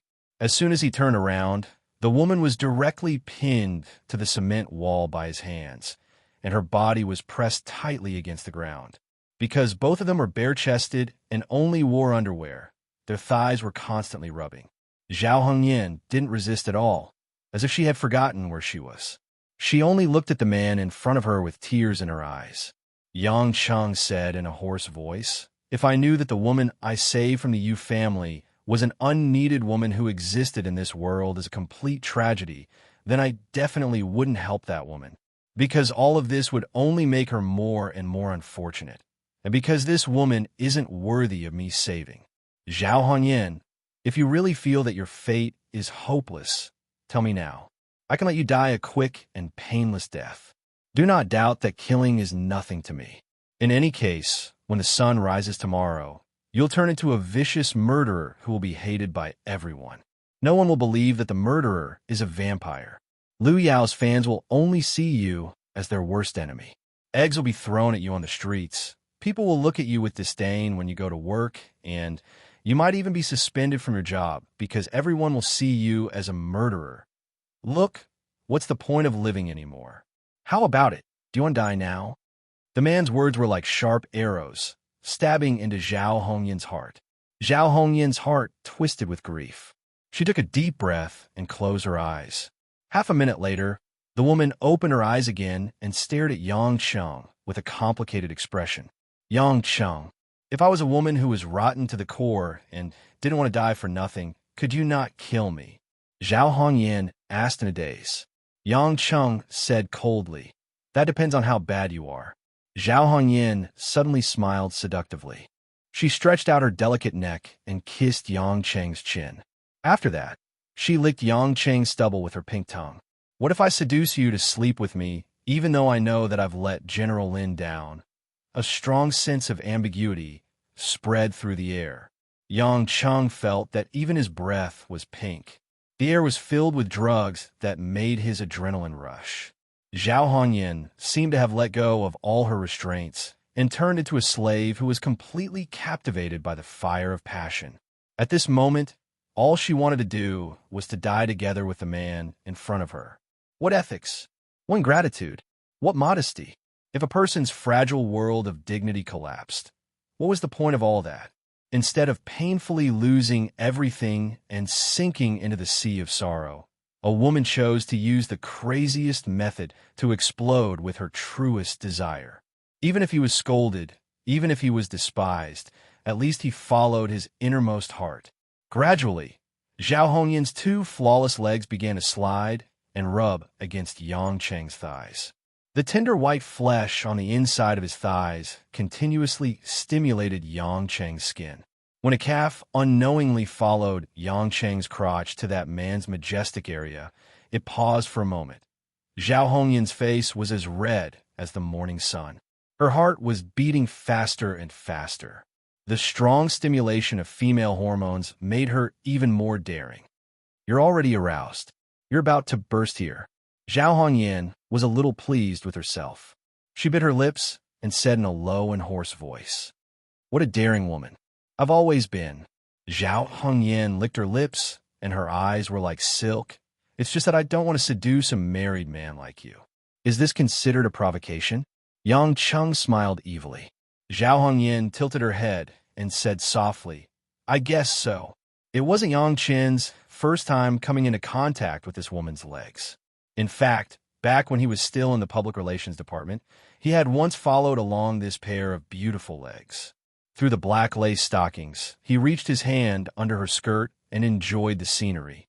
And at this moment, it was the woman who took the initiative to use her two long legs to bewitch him. Yang Cheng didn't think that he would be able to endure it in this state, especially when this woman was no stranger to him. Especially when the two of them were in such an excited state and had just kissed, of course. Yang Cheng would also hypocritically tell himself that he couldn't reject her anymore. If he rejected a woman again, she would be doomed. However, the real flame continued to burn, making Yang Cheng clearly know that he couldn't resist the temptation in front of him. In the next second, Yang Cheng let out a low growl and directly bit down. His teeth, lips, and tongue were all imprinted on the woman's burning hot face. Following that, a pair of hands began to knead her smooth and supple body, continuously kneading the plump chest and the tender flesh of her buttocks in various shapes. Zhao Hongyan whimpered and could only let out an instinctive response. It was as if she was crying and complaining, but it was also like the sweet cry of a soul being liberated. Finally, after the two of them kissed passionately for a few minutes, Yang Cheng was no longer satisfied with this kind of physical contact. Both of his hands turned Zhao Hongyan's body backwards, and her entire body lay on the cement wall. The alley wasn't wide, but in the darkness, the sound of each other's breathing could be heard clearly. In this narrow world, all sensitive contact was infinitely magnified. Zhao Hongyan instinctively understood Yang Cheng's meaning and raised her plump buttocks in Yang Cheng's direction. The land of peach blossoms was already flooded with water. Both of them didn't wear pants or skirts, and only had a little bit of cover, which saved a lot of trouble. Even in the almost dark alley, Yang Cheng still clearly found the target to vent all of this. When the fiery giant entered Zhao Hongyan's delicate body that hadn't been cultivated for a long time, the woman almost fainted from the intense stimulation. As the saying goes, the oriole hides the willow in the dark. Only the flowers on the wall and the tree are red. A gust of wind blew, and the scattered spring rain quietly fell in this deserted alley in the middle of the night. As time went by, almost an hour later, the woman who was already limp and weak was directly carried by Yang Cheng from the courtyard wall and jumped in and brought to her room. After putting Zhao Hongyan on the soft bed, Yang Cheng looked at the woman who had completely lost her strength and smiled with a sense of accomplishment. How about it? I saw that it was late, so I didn't fight too hard. Do you still dare to provoke me? Zhao Hongyan's clothes were messy, and her eyebrows were full of lust. The only underwear on her lower body was also gone, and there were still some faint traces of intense activity.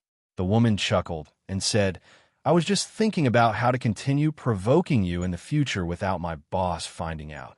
Yang Cheng was stunned for a moment and said with a bitter smile, You've really completely changed. Since I'm a woman who abides by the rules, people don't see me as a decent person. Now that I'm almost accused of murder, do I still care about being a slut? Zhao Hongyan closed her eyes and chuckled. Yang Cheng quietly sighed and said with a smile, All right, don't think too much. I'll go back first, or else my family will be worried. Zhao Hongyan softly responded, and when Yang Cheng walked to the door, she faintly said, Thank you. Yang Cheng didn't turn around and only waved his hand, and then his figure disappeared into the night at the same time. Germany, Elbe River, Magdeburg Catholic Cathedral. It happened to be evening in Germany, and a large number of empty chairs were placed in the cathedral, making it extraordinarily quiet.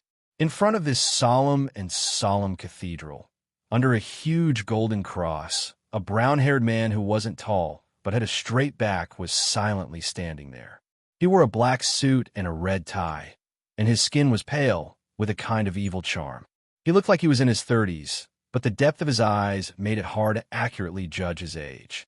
After looking at the sculpture of Jesus Christ for a long time, the corner of the man's mouth curled up into a strange smile, and he leisurely said, Snyder, why hide in front of the Lord?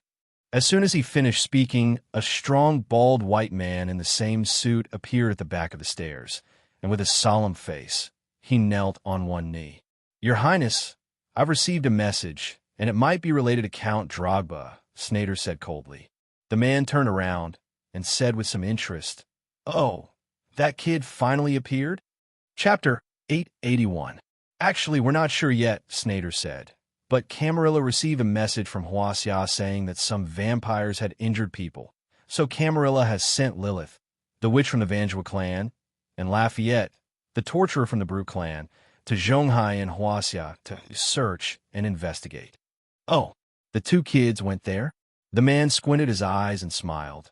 They're very influential. It said that it's a letter from Hades, the king of hell, who lives in Huaxia. But we couldn't investigate too deeply, so we only got vague information. Hades? The man's lips curled up, and his eyes lit up. Interesting. Speaking of which, Hades is the first Lord God to be inherited by a human, right? Snyder nodded. Yes, Your Highness. Should we set off to Zhonghai immediately to find Earl Drogba? I'm worried that Earl Drogba might offend the new king of hell, given his personality. The man waved his hand casually. Forget it. He's my son, a pure-blooded vampire. It's not easy to find him. Even a main god would not be able to find a powerful blood breed who had the intention to hide in the vast city. Compared to the safety of the kid, I'm more interested in meeting the king of hell. Snyder's body trembled. Your Highness, I don't agree. Huh? Why? In the battle in France, Sargeras from the Vanjua clan was defeated by the new king of Hades, even though he was a demigod.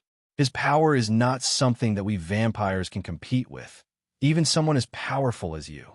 A trace of fear flashed in Snyder's eyes. The man threw his head back and laughed. Snyder, I want to thank you for your concern, but I know what I should do. You can leave now. Snyder frowned, but didn't dare to say anything else. He bowed and disappeared from the church. After they left, the man turned around and looked at the huge golden cross that was hanging in the air. Lord? Ha! The man sneered, then turned around and strode towards the church's gate. Following the man's footsteps, the huge golden cross that was hanging there began to erode in a strange manner, The originally exquisitely forged golden cross turned into a pile of powder, gradually sliding down and drifting away, turning into a puddle of golden powder, and a statue of Jesus Christ also fell. In the next moment, the man's figure completely disappeared from the place. Zhonghai, the next morning, after washing up, Yangcheng walked out of the room and slowly walked downstairs. In the dining room, Huilin was sitting in Lin Ruoxi's seat. Jinxiu, Guo Xuehua, and Mother Wang all looked preoccupied. When he got home last night, it was already early in the morning. The women were all waiting, but Lin Ruoxi had already rushed to the company at night. Huaxia's late night coincided with the opening of the U.S. stock market. As the CEO, although she was not an expert in this field, Lin Ruoxi still accompanied Mo Qianyi and other senior executives in the company to deal with all the problems that needed to be dealt with. Now, it seemed that Lin Ruoxi did not go home last night. Last night's banquet was a gathering of celebrities from all walks of life, but there was a murder case. Of course, there would be a lot of criticism. Many sharp questions from the media and negotiations with other companies had made the headquarters of Yulei International very busy. Yang Cheng did not know how to deal with these problems, so he had to let Hanya handle it. The female ninja must be quite helpless. She was a mafia and a murderer, but she was working as a gold-collar worker in the city. However, Yang Cheng was not idle. He had to find the blood descendant who was hostile to Yulei International, or find a mastermind behind this to solve this problem. Before that, he had to arrange for his men to protect the people around Zhou Quan. Moreover, Yang Cheng had calculated that Lilith would arrive in Zhonghai this morning. Huilin was having her first breakfast after returning home, but she seemed to be very busy. That was because the simple-looking middle-aged female manager whom he had met once was on the phone, telling Huilin about the day's schedule. Huilin listened attentively, asking a few questions about the details from time to time, and then nodding in understanding.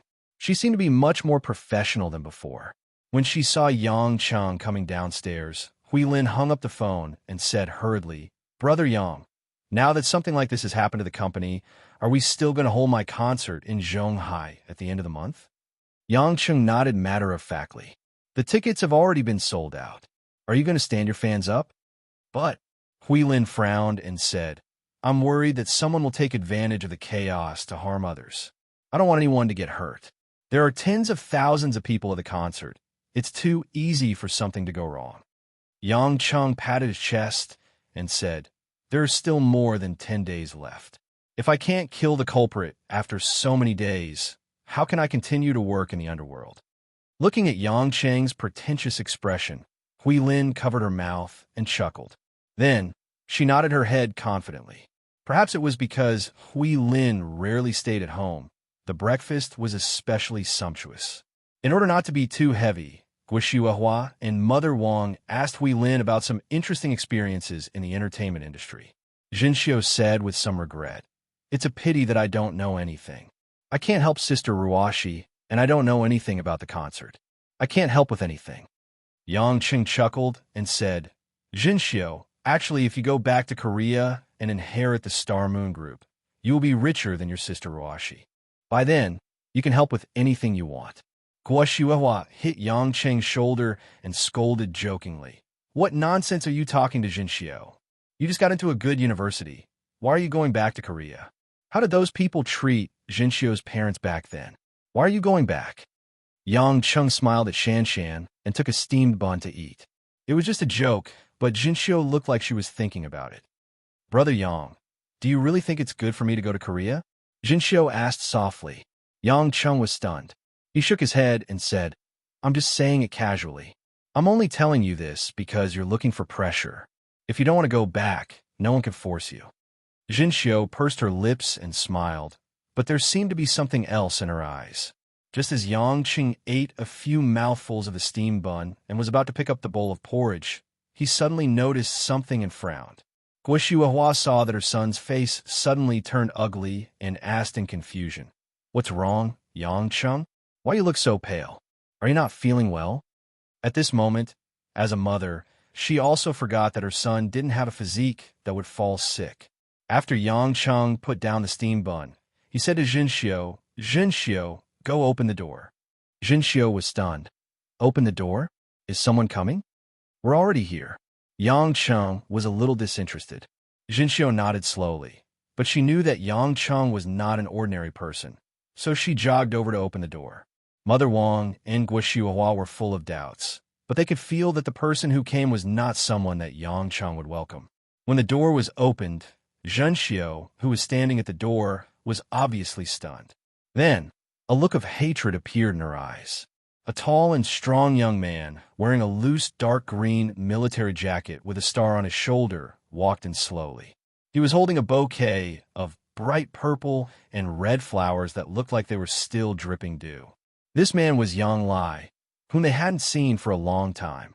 The family finally understood why Yang Cheng showed such a disgusted expression. After all, although they were related by blood to Yang Lai, it was also because of this that they couldn't get along with each other. Huilin had always hated this man who kept chasing after her, so she subconsciously pouted. Although Guoxiuhua knew that her two sons didn't get along, she was still very excited to see Yang Lai, who hadn't shown up for a long time. She stood up and walked up to him, saying happily, "Lai, where have you been these days? Why didn't you call me?" Yang Lai squinted his eyes and glanced at Yang Cheng, who was sitting there eating his breakfast in silence. He then revealed a seemingly peaceful smile. "Mom, I'm sorry. I wasn't sensible before and said some harsh words. I'm here to bring you flowers and beg for your forgiveness." As he spoke, Yang Lai walked to Guoxiuhua and stuffed the flowers into his mother's hands. Hearing that her usually unruly son suddenly begged her for forgiveness, Guoxiuhua couldn't help but burst into tears of happiness. Meanwhile, Yang Cheng, who was sitting and eating his breakfast, frowned deeply. Chapter 882. Looking at the flowers in her hand, Guoxiuhua felt as if she was in a beautiful world. Wiping the corners of her eyes, Guoxiuhua smiled gently and said, "It's good that you know you're wrong. Don't be so stubborn anymore. Don't be like your stubborn father who always thinks that he's right and will do anything for power and fame. I'm sure I'm doing this for your own good. You can only live a comfortable life if the family is peaceful and harmonious. This is more important than anything else." Yang Lai smiled and nodded. "I know I've done a lot of wrong things in the past few days. As long as you don't blame me, it's good. Sai, you my son. How can I really bear a grudge? It's good that you've turned back now." Guoxiuhua held Yang Lai's hand and said, "Lai, have you had breakfast? Let's sit down and eat together." Yang Lai shook his head and said, "No, I'm just here to see you. Isn't Huilin here too? I want to meet her. I have to return to the military base in Beijing in the afternoon. The United States and Japan have been pressuring us recently." Guoxiuhua felt a little pity and said, "It's like this. I wanted you two to have a good chat. It's rare that you're willing to meet us now. You haven't seen your biological brother for more than 20 years. Why can't you spend a day together?" Yang Lai nodded his head in pity and said, "Maybe. Brother doesn't want to forgive me." The word brother made Yang Cheng, who was eating his breakfast, freeze on the spot. Even Huilin, Jinxiu, and Mother Wang were dumbfounded. Guoxiuhua's eyes were filled with excitement. She dragged Yang Lai to Yang Cheng and said, "Yang Cheng, did you hear that? Your brother is calling you brother." As a mother, she had been looking forward to this day for a long time. Yang Cheng's mind was in a mess. He didn't know what to do or what to say. If it was in the past, perhaps no matter what Yang Lai shouted, he would not hesitate to chase him away. But now, Guoxiuhua had truly become his mother in his heart, and she was his most treasured relative. Yang Cheng had been with Guoxiuhua for a long time, and they were mother and son, whose blood was thicker than water. It was impossible for him to ignore Guoxiuhua's feelings. Yang Cheng had a vague feeling that Yang Lai's appearance was somehow related to the tragedy that happened at Yulei, but he couldn't find any evidence. It just so happened that he had started to become incomparably well-behaved now. Not only did he sincerely admit his mistake, he even called out Big Brother.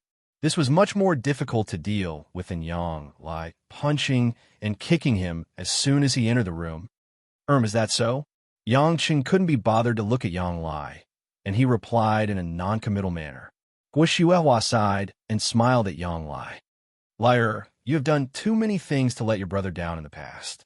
It's understandable that Yang Cheng won't forgive you for the time being. Don't always be unable to see him in the future. Do more serious things. I believe your brother will forgive you. Yang Lai said straightforwardly. I believe he can. After all, I was crippled by my brother in Beijing, and my martial arts were destroyed. I've gotten over it now. My brother's magnanimity is definitely greater than mine. What? Guo Xuehua was shocked. You were crippled by Yang Cheng? Yang Cheng had never told Guo Xuehua about this incident, and Guo Xuehua had no way of knowing about it. It was a huge shock for Yang Lai to mention it so casually. Guo Xuehua quickly asked, what exactly happened? When did it happen? Why didn't I know about it at all? Yang Cheng's face darkened. Yang Lai's intentions were self-evident when he said this. Indeed, a dog can't stop itself from eating **T. This guy was really good at using tricks. Guo Xuehua didn't think so much. She only felt sorry for her youngest son who was beaten up so badly by her eldest son. Although she was relieved when she found out from Yang Lai that he was cured by Yin Buin, she still felt that Yang Cheng was too heavy-handed. Moreover, she was unhappy that he didn't tell her about it. However, Guo Xuehua also knew that Yang Cheng could easily kill Yang Lai with his tricks. Therefore, he was already being merciful by only crippling him. He didn't say anything harsh to Yang Cheng. However, Guo Xuehua was very satisfied that Yang Lai let go of all the grudges so generously. After Yang Lai and Guo Xuehua had a heartwarming chat, Guo Xuehua was very happy. Then, Yang Lai walked to Hui Lin, bent down, and said gently, Hui I'll be there on the day of your concert. I've already booked the front seats. Hui Lin was disgusted, but she didn't want to show it in front of Guo Xuehua. She could only reply indifferently, Oh, do you like to give me flowers or something else? I'll buy it for you, or give you a big cake to celebrate your success. Yang Lai asked. Yang Cheng said coldly, We'll take care of Hui Lin's concert. You can go and do what you need to do. Seeing that Yang Cheng finally opened his mouth, Yang Lai said shyly, Brother, I hope you can let go of your prejudice and don't stop me from pursuing Hui. After all, we've known each other since we were young. My heart has never changed after so many years. Moreover, brother already has sister-in-law as his partner. It's time for me to start a family. Who wants to start a family with you? Hui Lin became anxious and objected in a delicate voice. Actually, Guo Xuehua hoped that Hui Lin would say yes to Yang Lai. Mothers are always selfish. She felt that no matter how many flaws her son had, he was still a good person. It was better for her son to have the most outstanding girls. Moreover, she had always treated Hui Lin as her own daughter. She would be perfect as a daughter-in-law. Therefore, Guo Xuehua quickly tried to smooth things over. Hui Lin, don't get too worked up. Lai actually has a lot of good points. You don't have to agree immediately. For Andy's sake, don't blame him for being so impulsive. He likes you too much. That's why he always says such things. When Mother Wang and Jinxiu heard this, they couldn't help but show a strange expression and shook their heads. Guo Xuehua was really tired of raising a pair of brothers as her sons. When Yang Cheng heard this, he was extremely agitated. After taking a deep breath, he didn't say anything else. He only wanted Yang Lai to leave as soon as possible. A smug look flashed across Yang Lai's eyes, but no one noticed it. He smiled and said, All right, I think Hui has a lot of prejudice against me. I'll come again in the future. Mom, take care of yourself. Didn't you say that you will return to Beijing with brother soon? I'll wait for you there. Let's reunite then. Guo Xuehua nodded with a smile. Take care of yourself too. Don't get hurt again. Also, if your father wants you to do something, don't listen to him. Let's ignore him and see if he's still as stubborn as before. Yang Lai smiled and agreed. Finally, he said to Yang Cheng, Brother, I'll be leaving now. Send my regards to sister-in-law. Oh yes, I read the newspaper this morning. It seems that Yulei is in some trouble. If you need any help, just let me know. It's none of your business, Yang Cheng said coldly. Yang Lai didn't get angry. He nodded and said goodbye to Guo Xuehua and Hui Lin before leaving the room quietly.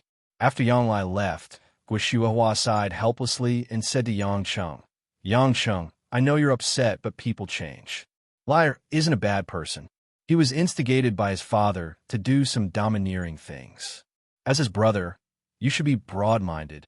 Enough, Yang Cheng interrupted Guoshiwa. He put down his bowl and chopsticks and stood up. I'm full. I'm going out. Without any expression, Yang Cheng picked up his car keys and strode out of the door.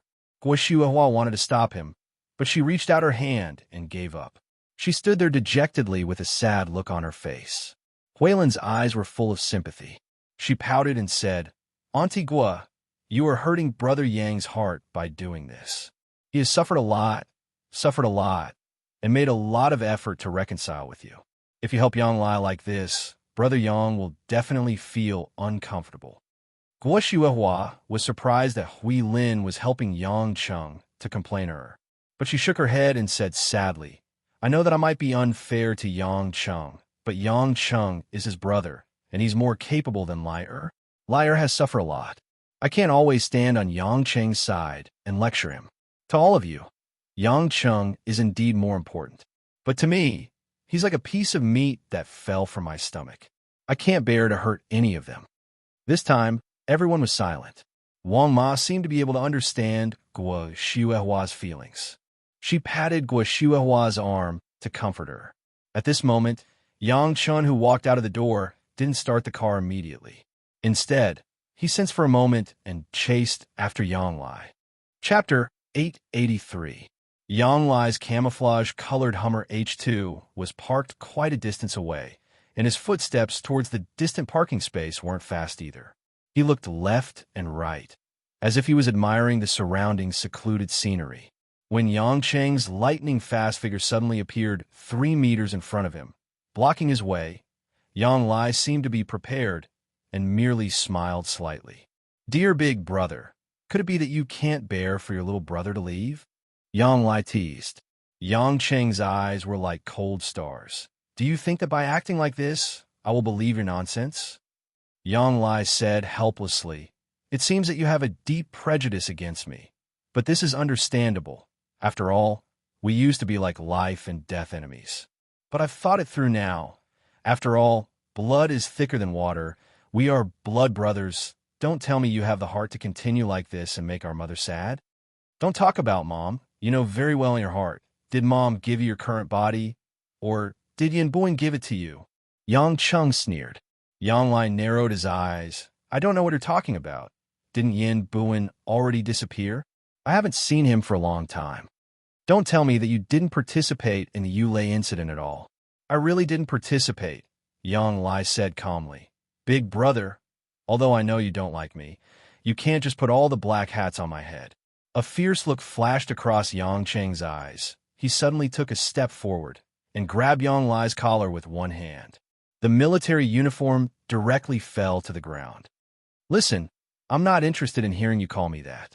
Also, don't come to my place in the future, otherwise I don't know what I will do, Yang Cheng said in a deep voice. Is this a threat? Yang Lai asked with a smile. No, Yang Cheng said indifferently. Don't raise your value too high. You're not worthy enough for me to threaten you. I'm just telling you the truth. Yang Lai's pupils contracted as he chuckled. Your judgment doesn't mean that others will agree with you. You see, I don't have any hostility at all, and I didn't say anything to provoke you. I'm a normal little brother who came over to admit his mistake and ask for forgiveness. But you are a narrow-minded big brother. Is that so? If I kill you right now, will you still have no hostility towards me? As Yang Cheng spoke, his eyes were already bursting with burning, killing intent. But at this moment, the door of the villa opened and Guo Shuihua walked out from inside. From afar, Guo Shuihua saw Yang Cheng grabbing Yang Lai by the collar, looking aggressive. Guo Shuihua cried out in surprise.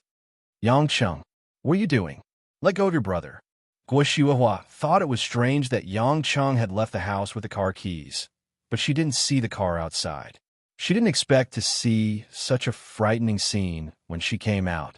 She had seen Yang Cheng's methods with her own eyes, and she knew that Yang Lai was no match for him at all, so she was afraid that Yang Lai would be hurt.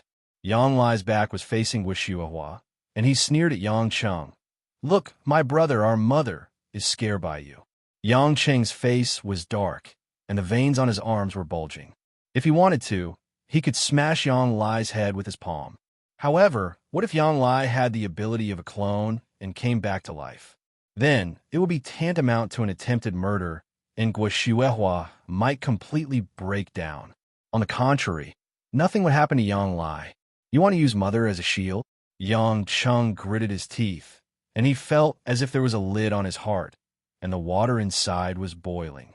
Yang Lai didn't answer, but turned around and smiled shyly at Guoshuehua, who had run over. He said, "Mom, it's okay." Brother was a little agitated, but he didn't hurt me. Guoshuehua ran over, panting. Seeing that Yang Lai was fine, she heaved a sigh of relief. She frowned and said anxiously, "Yang Chung, what are you doing?" Liar did make mistakes in the past, but he has admitted his mistakes now. Don't make things difficult for him anymore. You're going to anger me to death.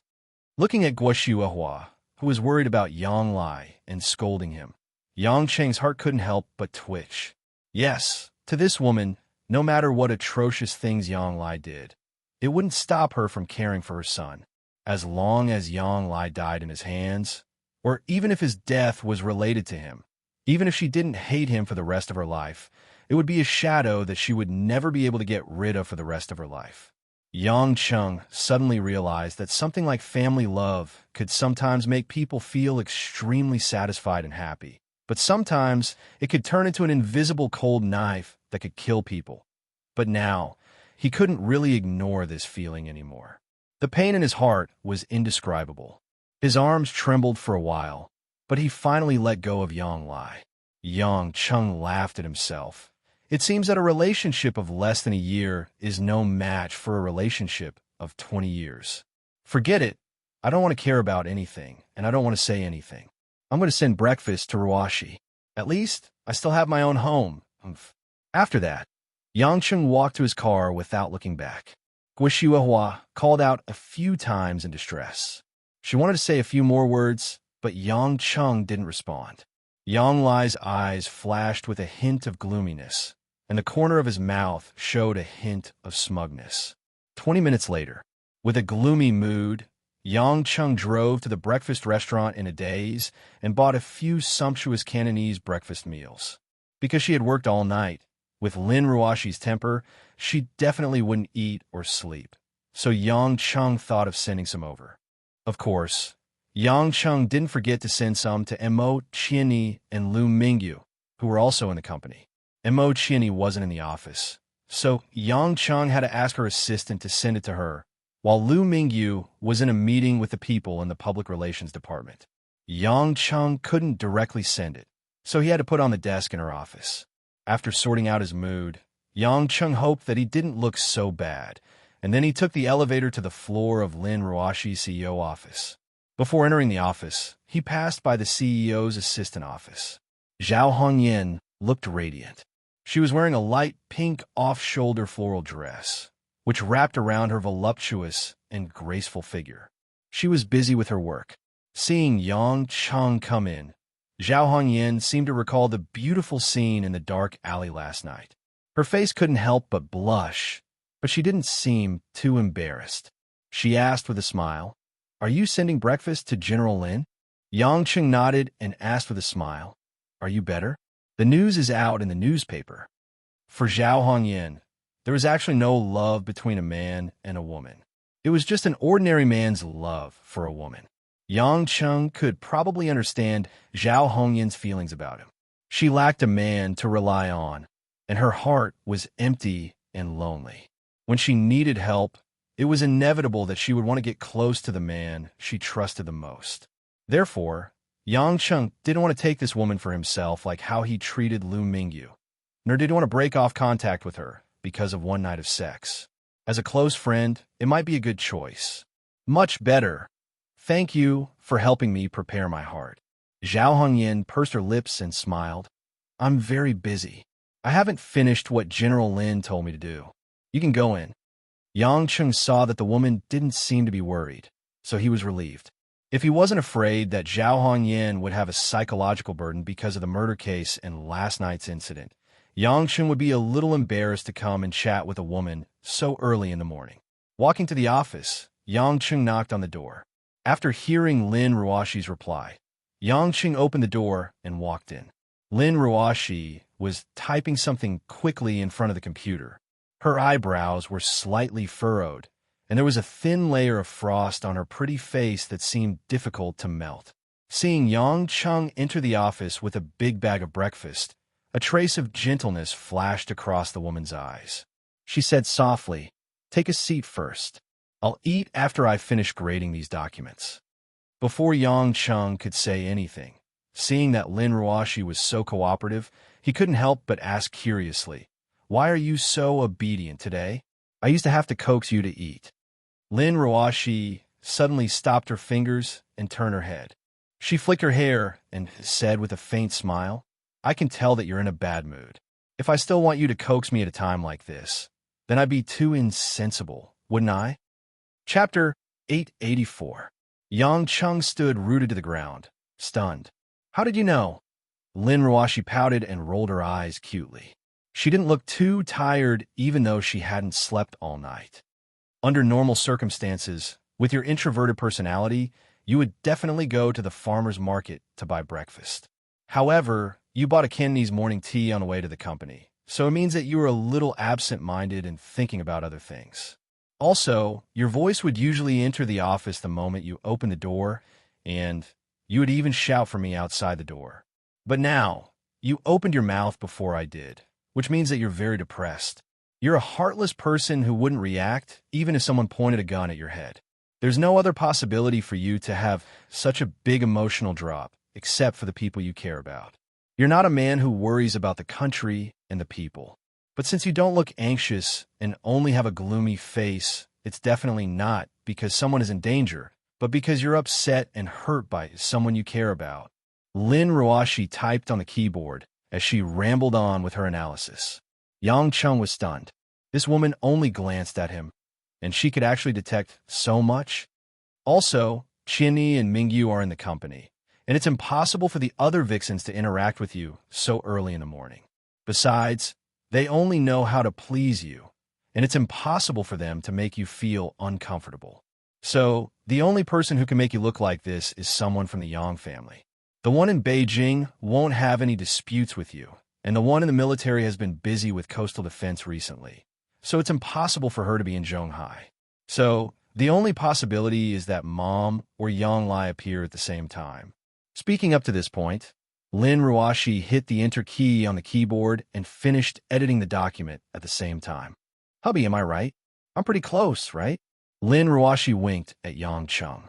Yang Cheng swallowed his saliva and smiled bitterly.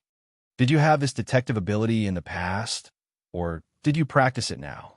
Lin Ruoshi stood up from her seat and stretched her body, revealing her slender figure. She yawned and said, "It's not that I'm good at deducing. It's just that when two people are together for a long time, they'll naturally notice a lot of things. If it was a year ago, I wouldn't dare to say it, but now I know you much more than you can imagine. Don't be so proud. So what if you guessed it right? Can you guess what Yang Lai did at our house and what he said?" Yang Cheng said sourly. Lin Ruoshi walked to Yang Cheng and naturally held the man's arm. "Can you tell me while I eat?" Yang Cheng asked curiously. "Aren't you very busy? Why do you still want to listen to me talk about these boring things?" Lin Ruoshi shook her head. "This isn't a boring thing. Anyway, if the company collapses, you'll still have to support me. But if this family collapses, I won't be able to save it." Lin Ruoshi, "Are you having a fever? Why are you saying such things? It's not like you." Yang Cheng was even more surprised. The smile on the woman's face suddenly disappeared, and she said coldly, "What about you? Do you think this dispirited look is like you?" Yang Cheng stared at her in a daze and went silent. "I don't know what Yang Lai said or did. I don't know what our mother said either, but since she chose to live with us, it's already clear that there's a problem. Don't tell me that you don't even have the confidence to deal with Yang Lai now?" Lin Ruoshi asked. Yang Cheng lowered his eyes and remained silent. Lin Ruoshi sighed softly and said, "Come with me to a place." Yang Cheng didn't ask. He nodded and followed her out of the office. The place Lin Ruoshi mentioned wasn't far. It was on the top floor of the company's open-air building. Standing at the top of the building and overlooking the city Looking at the row upon row of buildings and the endless flow of traffic, he naturally felt a sense of relaxation. The two of them stood in front of the barbed wire and felt the cold wind on the top floor for a while. After more than 10 minutes, Lin Ruoshi faintly opened her mouth. Yang Chung softly agreed. Lin Ruoshi turned around and looked at him. Hong Yin is at work today. Her complexion is quite good. Yang Cheng's heart trembled, and he laughed. Why did you suddenly mention this? Lin Ruoshi said with a smile that was not a smile. I thought she would be in a very depressed mood, but it seems like your job of persuading her is not bad. Yang Chung smiled awkwardly. When you say that, my heart itches and I don't even know how to answer you. It's not bad. Lin Ruoshi's eyes flashed with an unfathomable craftiness, as if she was mocking something. She suddenly reached out and took the breakfast bag from Yang Chung. Let's eat here. The air is good, and the view is good. How about it? Yang Chung naturally had no objections. He said, wait, and took off his t-shirt. Lin Ruoshi asked with a pink face, why are you taking off your clothes? Yang Chung spread his clothes on the ground and said, the ground here is dirty. Sit on my clothes. Lin Ruoshi was stunned for a moment before she pursed her lips into a smile and sat down. Just like that, Yang Chung sat at the side and watched Lin Ruoshi eat her breakfast in small bites. You haven't told me what happened at home just now. Lin Ruoshi asked while biting the steamed dumplings. Yang Chung handed a tissue to the woman and asked her to wipe the corner of her mouth. He said, actually, it's nothing much. Yang Lai is starting to act obedient now, and our mother even believes him. If I kill him, our mother might hate me for the rest of her life. But if I don't kill him, it might cause a lot of trouble. I also suspect that he might have a hand in this matter with the vampires. Lin Ruoshi nodded in understanding. Are you uncomfortable because Mom helped Yang Lai? I don't know either. I was just thinking that if I hadn't forgiven her back then and hadn't lived with her for such a period of time, perhaps there wouldn't be so much trouble. No, Lin Ruoshi suddenly said resolutely. Since Mom thinks of you, no matter what happened in the past, you can't not recognize her. Yang Chung was stunned for a moment. Looking at the persistent woman, he said in a warm voice, Ruoshi, can I ask you a question? Lin Ruoshi nodded. Ask away. We're husband and wife. You can ask anything. Maybe you won't be happy, Yang Chung added. Lin Ruoshi hesitated for a moment, but still nodded. It's fine. If I'm angry, then let me hit you a few times. Yang Chung opened his mouth and smiled bitterly. After organizing his thoughts, he said, if Premier Ning, even in death, you are not willing to admit that you are his biological daughter, will you hate him and be willing to completely sever your relationship with him? Before she could finish her question, Lin Ruoshi's movements clearly froze there. Yang Chung hurriedly said, it doesn't matter if you don't answer. I just want to know, why do you always place so much importance on your family? Because they always hurt you, right? Lin Ruoshi indicated that it was nothing. She pursed her lips and said faintly, I don't know why you think so, but I definitely can't do it. Perhaps you will think that I'm useless, but I just can't do it. To me, this is not something that can be produced and forgotten in a single day. I can't control it, I can't cut it off, and I can't let others replace it. No matter how much I want to deny it, I can't avoid it. Even if I die, I won't be able to forgive it. However, I will hate it for a few years, or even more than 10 years. I will still miss it and want to see someone. To me, this is the feeling of family, so I sometimes envy you. I envy that at least your mother truly treats you as a son, unlike me. I don't even know what I am, and what I am in that person's heart. The cold wind on the roof blew past, lifting up the woman's green hair. It was a bit bleak and sorrowful. Yang Chung suddenly felt that his heart was in even more pain than before, but not for himself, but for the woman in front of him who stupidly said words that made one's nose sour. Why are you so stupid? Do you know that even if you asked me to run to the Ning family right now and kill that bastard father, Ning Guangyao, I would still agree to it no matter what? As Yang Chung spoke, he put his arm around his wife's shoulder and let her lean on his shoulder. Lin Ruoshi giggled. I also know that I'm very stupid, but I still want to keep a trace of naivety. Otherwise, I don't know how to live. Of course you can live on. Yang Cheng clenched his hands and said, "It doesn't matter if others recognize you or not. You are my wife." "Yes, you too," Lin Ruashi murmured. "I want to sleep, so tired." Yang Cheng smiled and said, "Who told you to hold on just now? Speaking of which, including yesterday, you haven't slept for a day and a night, and you're still working intensely. How can you not be sleepy?" "I only want to sleep when I'm full. Just let me lean on you like this. You're not allowed to leave." Lin Ruashi mumbled, her head burrowing into Yang Cheng's chest, her voice becoming more and more muffled. Yang Cheng naturally had no objections. He couldn't wait to sleep for the whole day. Thus, not long after, Lin Ruashi's sweet breaths in his arms started to become even. Yang Cheng originally planned to take a nap as well, but less than half an hour later, a man and a woman dressed in black suits strangely appeared from the back of the roof. Hee hee, what a warm and sweet scene. It seems like we came at the wrong time. The sweet blonde girl with a sweet smile didn't look the slightest bit unnatural under the sunlight. No one would have thought that this charming white woman would actually be a fourth-generation pure-blooded vampire who had lived for more than 200 years. Chapter 885. The other man who arrived with Lilith was a member of the Blood Clan. He was wearing a tight-fitting, handmade suit and a red tie. He was 2 meters tall and burly, exuding a dignified aura. He was completely different from the other gloomy Blood Tribe men. However, this man looked like he was in his 30s. He didn't look friendly when he looked at Yang Cheng. Yang Cheng didn't really care about the gaze of the male blood race. At this moment, he only tapped his forehead in distress. He really didn't come at the right time. Lin Ruashi was still sleeping soundly in his arms, and he promised not to leave until she woke up. Thus, Yang Cheng cast the Endless Resolve Restoration Scripture to form an invisible barrier around Lin Ruashi, preventing the voices of the outside world from disturbing her. He then turned around and smiled embarrassedly. "Sorry to trouble you guys to come over. I can't leave right now. I have to wait for my wife to wake up. Why don't you guys rest in a hotel? It's fine if it's a few hours late, since it's already happened." Lilith looked at the woman in Yang Cheng's arms enviously. She didn't mind. "Your Majesty Pluto is so considerate." "All right, let me introduce you. There's no need," the man said in Italian with a deep voice.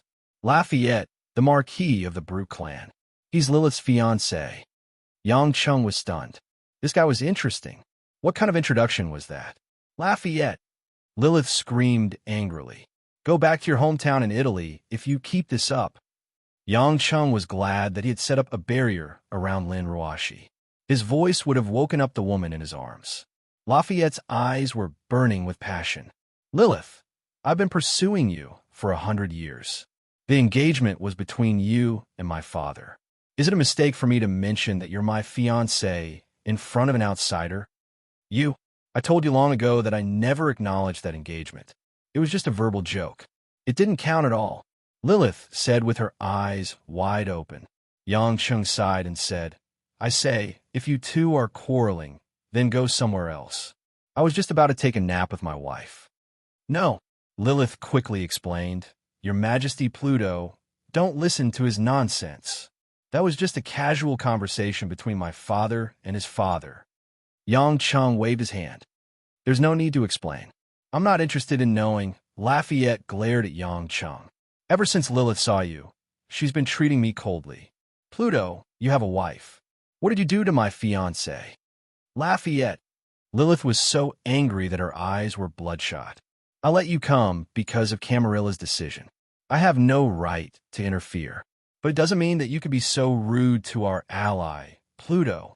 I'm just questioning this human in a personal way.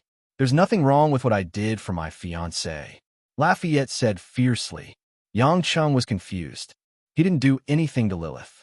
Lilith was the one who came to him to seduce him. No other man would be able to resist this woman's temptation. What's more, this kid wasn't favored by Lilith. Could it be that he had to blame himself? Yang Cheng felt helpless. He wasn't handsome, so how could he steal someone else's heart? Yang Cheng was amused at this thought. He chuckled to himself. He was topless, and he was hugging Lin Ruashi. He looked as perverted as he could be. Lilith's jaw dropped when she saw this, while Lafayette looked at her with disdain. What Pluto? You're just a lowly human. I don't know why Mr. Sargeras thinks so highly of you, but Lafayette, will never agree with someone like you. You shouldn't interfere in the affairs of the blood race, Lafayette said with his head held high. Lilith, and I will find out if it's the blood race that's hiding in Zhonghai. As for you, you can sleep here with this human woman. After this is over, don't ever see my fiancé again. Otherwise, I don't care if you're a damn Pluto or not. I'll cut off your head and make it into an oil lamp. After that, Lafayette disappeared in a flash. Yang Cheng sat there quietly. He didn't say anything. A strange look flashed across his eyes, but he quickly calmed down. Lilith hurriedly said, Your Majesty Pluto, Lafayette is an arrogant man. Please don't take his words too seriously. I know what I'm doing. I'm going to sleep with my wife now. You can go with him. Let me know if you need help finding the blood race, Yang Cheng said calmly. Lilith shook her head and said, It won't be difficult. We've brought a device from the Congress that's specifically used to search for blood breeds lurking in the city. It's a tracker specifically used to search for blood breeds. As long as the blood breeds are still in Zhonghai, we can immediately find them. Yang Cheng didn't know what kind of device it was, but it was normal for a race that had lived for tens of thousands of years to have some strange devices, just like the 13 magic devices of the blood race. Oh, right. Yang Cheng remembered and said, There's a blood race called Mourinho. He's just a lowly member of the blood race, but he didn't do anything wrong. Let him go if you find him. As for the other blood race, remember to contact me when you find them. It doesn't matter if I need to do anything, but try not to let him die. I still have some questions to ask. Lilith was confused, but she didn't ask anything. She nodded and left. Although the two had a romantic night in Paris, for both Yang Chun and Lilith, the matters between a man and a woman didn't mean much. It was just a deep level of mutual indulgence when the brain was heated. Therefore, even though they liked each other, they didn't really want to make progress just because of that. Yang Chun wouldn't treat Lilith as his lover, and Lilith wouldn't treat Yang Chun as someone from the same race whom she could completely trust, let alone as a future partner. To the blood race's long lifespan, even a main god was only a small part of their life experience. At the same time, in a quiet sea view room on the seaside of Zhonghai, a strong Western man with bronze skin and tawny hair was lying on a long leather sofa, looking at the vast view through the floor-to-ceiling window. The man held a goblet in his hand, and the scarlet liquid in the goblet rippled slightly. After taking a sip of the liquid in the goblet, the man seemed to be talking to himself. Do you know, in this world, the sweetest blood is the hot, masculine blood of a strong man. The second is the fragrant and pure blood of a young virgin. As for the third, it's the most delicious. It's the sweet blood of a newborn baby that has never been contaminated. The sound of footsteps came from the hall behind the man. An evil voice sneered. Did you go hunting again? The Western man licked the scarlet on his lips. How dare I? There are people all over Zhonghai who want to find me now. I'm no match for your brother. He's not my brother. Yang Lai, who was wearing a military uniform, walked up and opened the floor-to-ceiling door. He came to the outer corridor, turned around, and said with a cold expression, He's just an extremely stupid bastard. The Western man raised his eyebrows. It seems like you succeeded in playing him in front of him? I thought you would be beaten up badly. Huh? Yang Lai laughed arrogantly. Maybe in the past, but from now on, you will only be played by me. Are you so sure? What if he doesn't care about your mother and insists on killing you? The man asked curiously. Yang Lai squeezed the air with one hand. He won't. He can't do it. Why? Because from the beginning to the end, he's still just one person, Yang Lai said with a strange grin. Humans, Yang Lai said proudly. That's right. As long as you're human, you'll have feelings. With feelings, you'll have things you care about. As long as you care about things, you'll have weaknesses. Therefore, as long as he cares about those bullsh *T family, friendship, and love, he'll never be a real god. He can always be defeated. Chapter 886. A look of realization appeared on the man's face. Looks like Yin Buin taught you well. You're finally enlightened. Yang Lai's eyes showed a touch of ruthlessness. In a flash, he rushed in front of the man, grabbed the man's neck, and said condescendingly, Stop pretending in front of me. I'm different from you. I rely on myself, unlike you. You're only able to live until now because of a useful father. Calm down. What's the difference? We both know that Yin Buin is the real protagonist. We should be glad that we're still alive. The man wasn't angry at all. He moved Yang Lai's hand away from his neck and chuckled. There are two guys from the secret party coming to kill me. Don't you think we should hide? Yin Buin didn't say you could be exposed so quickly. Can you handle it? Yang Lai asked doubtfully. The man yawned. It might be hard to say in the past, but now, even if their father comes, it won't be a problem. Yang Lai didn't ask any more questions. In a flash, he was already at the car park outside the house. He got into his Hummer and left. Less than half a minute after Yang Lai left, Lilith and Lafayette arrived at the veranda where Yang Lai was standing. Hi, it's been a while, beautiful Miss Lilith and the unfriendly Marquis Lafayette. The man winked and got up. Lafayette's eyes flashed with disdain. So it's you, Drogba. Your stupidity is beyond measure. How could you come a Huaxia from Germany? No one can save you this time. Sai, don't spoil the mood so quickly. Don't the two of you think that this seascape is very beautiful? In the far east outside of Europe, the noble princess of the Vanjua clan, the heroic heir of the Brew clan, and I, a small sabbat of the Tsimas clan, have reunited. Can't we all settle down, let go of the hatred of more than 100 years, and enjoy a cup of delicious blood? Drogba raised his cup and laughed. We're not interested in watching you make a fool of yourself here. If you want to escape, do it early. You might still have a chance to live. Lilith's expression was completely cold and emotionless. Drogba sighed and lowered his head. Do you know why the Blood Clan declined? Lilith and Lafayette looked at each other and frowned. Because the Blood Clan has always looked at the development of this world from the perspective of a dozen centuries ago. They ignore the growth of others and their own decay. Drogba raised his head, black flames dancing in his eyes. You're too naive. Do you think I'm tired of living, and that's why I'm waiting for you here? You're really good at bluffing, Lilith sneered. A cold light flashed in her hand, and the butcher's knife appeared in her hand. Drogba put the goblet to the side and stretched his shoulders. I asked if the scenery here is good, but I just wanted to confirm if the cemetery I found for you is suitable. Since the two of you don't have any objections, I'll take it as your agreement. Lafayette was so angry that he laughed. Good one, Drogba. I don't know where you get your blind confidence from, but I really hope that an idiot who has been suppressed by me for 100 years can surprise me. A ray of red light flashed in Lafayette's hand, and a 2-meter-long crescent-shaped axe with a deep red groove appeared in his hand. TSK, TSK, Master Executioner. I'm so jealous of your executioner's axe. But it's good that you brought it with you. I can have it after I kill you. Drogba grinned passionately. Go ahead and try. Lafayette snorted. The next moment his body turned into a bolt of black lightning, and his executioner's axe slashed at Drogba's position. Drogba was caught off guard. He bent his waist and moved to the side, dodging the gust of wind. Then Lafayette's second and third executioner's axe swept across like a storm. The executioner's axe slash created waves of blood-red ripples. The executioner's moves were different from Lilith's butcher's knife, but it was this unstoppable fighting style that brought about a thunderous effect. However, Drogba's speed was much faster than Lafayette had expected. No matter how hard Lafayette tried to attack, he could not touch Drogba's ghostly figure. How could this be? His speed is at least 3 times faster than before. Lilith and Lafayette were shocked. Although they found it hard to believe, they finally understood why Drogba was so confident. Even if you're fast, don't even think about escaping.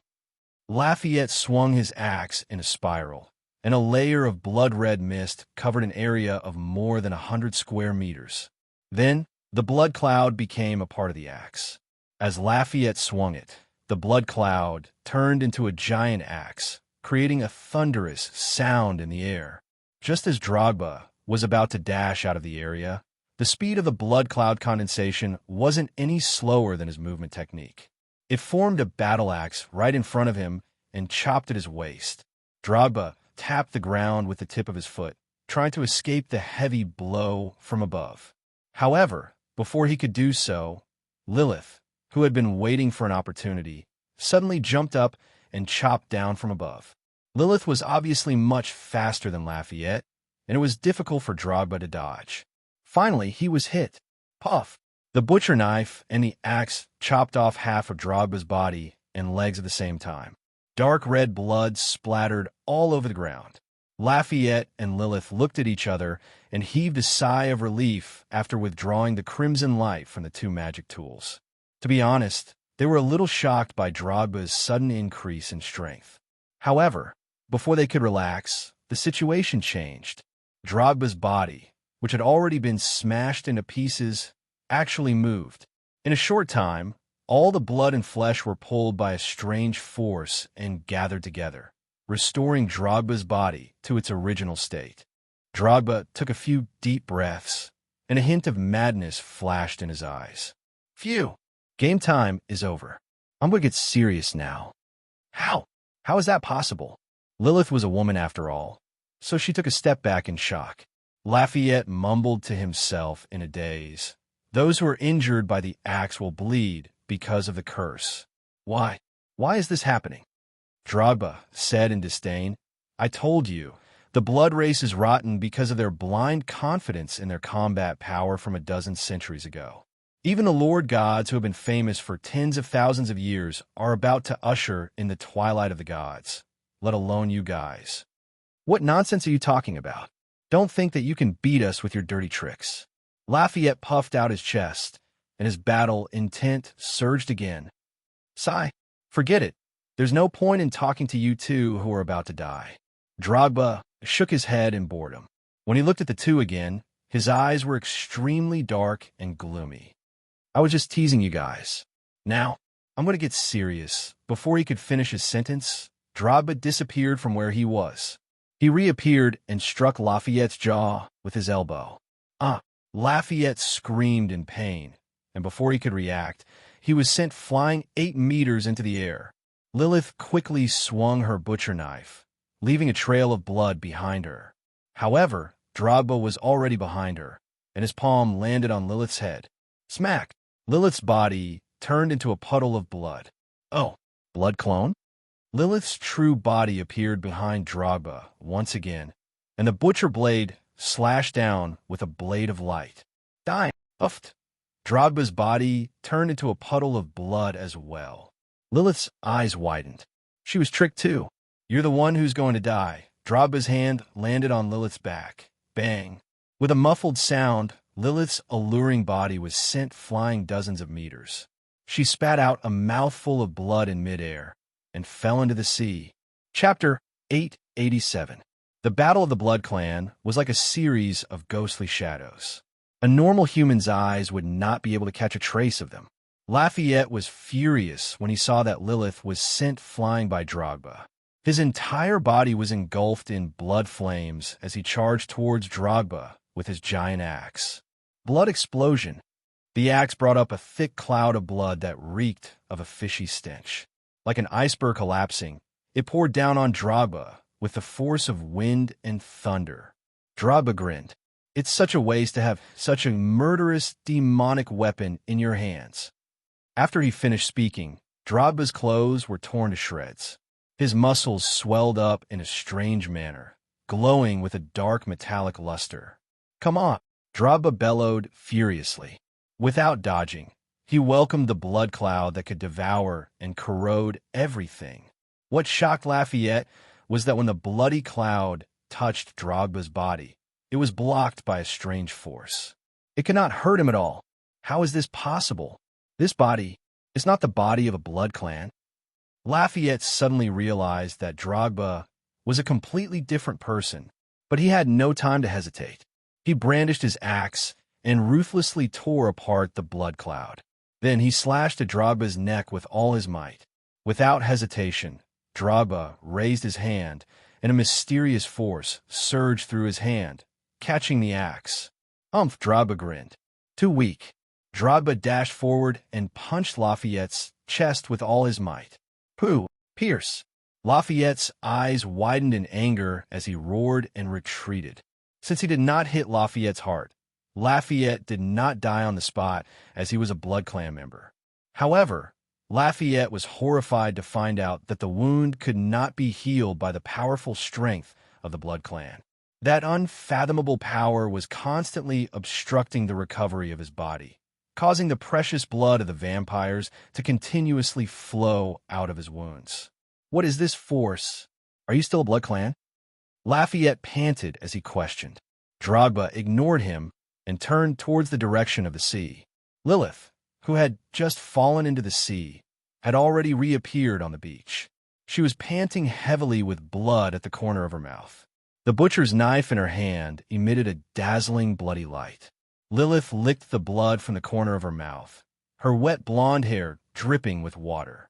It was originally a beautiful combination of sexiness and wildness, but because of the austere atmosphere, it became incomparably treacherous. Lilith, you know that I've always liked you. How about it? Do you want to be my blood slave? I'll take good care of you. Drogba smiled evilly. Although the Simus clan is just a vile clan of the Devil's Party, and they're a little ugly, they're still a branch of vampires. Drogba, instead of being the young patriarch of the Simus clan, you followed that stupid pervert and turned yourself into a biochemical machine. Your brain really isn't working well. No wonder you're only an Earl after living for hundreds of years despite being a pure-blood vampire for 6 generations. Woman, don't give me that. What is the Simus clan? I'm no longer the Drogba who hid when he saw you. Power is everything. You guys can't beat me, and neither can your fathers. It's only a matter of time before I unify the vampires. By then, I'll let all those rotten old men know that I'm the most glorious descendant. Drogba laughed maniacally. Lilith sneered, don't be so smug. I admit that Lafayette and I are no match for you because you've turned into a monster. However, not only did you betray the vampires, but you also offended someone you shouldn't have. You won't be the one who survives today. Oh, are you talking about that arrogant Pluto, Yang Chung? Drogba scratched his ear in disdain. Lilith frowned as she looked at Drogba's nonchalant face. Although she had great confidence in Yang Chung, she still found it strange. At this moment, Lafayette, who was severely injured, stood up unsteadily. He raised his axe and said while panting, Lilith, let's attack him together. His evil power is not limitless. What a naive descendant of the Brute clan, Drogba sneered. Come on, let's see what you could do other than talk since you can't even stand properly. Lafayette was infuriated. He endured the excruciating pain and was about to fight for his life when he heard the sound of a car engine from afar. Drogba and Lilith also looked at the beach in the distance. A black BMW X6 was speeding over. The car came to an abrupt stop and parked in a parking space. Yang Chung, who was dressed casually, got out of the car unhurriedly. Yang Chung looked at the 3 people who were tens of meters away and waved his arm with a smile. He said as he walked, Luckily we made it in time. There was a little traffic jam on the way. You know, my wife isn't awake yet. It's a little time-consuming to put her on the sofa without waking her up. Luckily, it's not too late. Lilith heaved a sigh of relief, and a relaxed smile appeared on her face. Lafayette, on the other hand, was infuriated that Yang Chung knew they were here. It was obvious that Lilith had sent a message to Yang Chung, which meant that Yang Chung didn't acknowledge Lafayette's strength. The arrogant Lafayette did not expect that his head would have been separated from his body if it wasn't for this interruption. Pluto? Drogba grinned. I've been waiting for you for a long time. Yang Chung ignored him and walked towards Lafayette, who was bleeding profusely. He smiled and asked, Are you dying? Lafayette's face was ashen and he scoffed. It's none of your business. Defeat this guy if you can. I'll admit that you're stronger than me. Yang Chung was still smiling, but there was a cold glint in his eyes. It seems like you're still a distance away from death. How about this? I'll send you on your way. Lafayette didn't even have time to think before he realized what was going on. Yang Cheng's left hand smacked down on Lafayette's head. Bang! There was a loud bang. Lafayette's body exploded like a piece of meat. Half of his body was smashed into a pile of meat.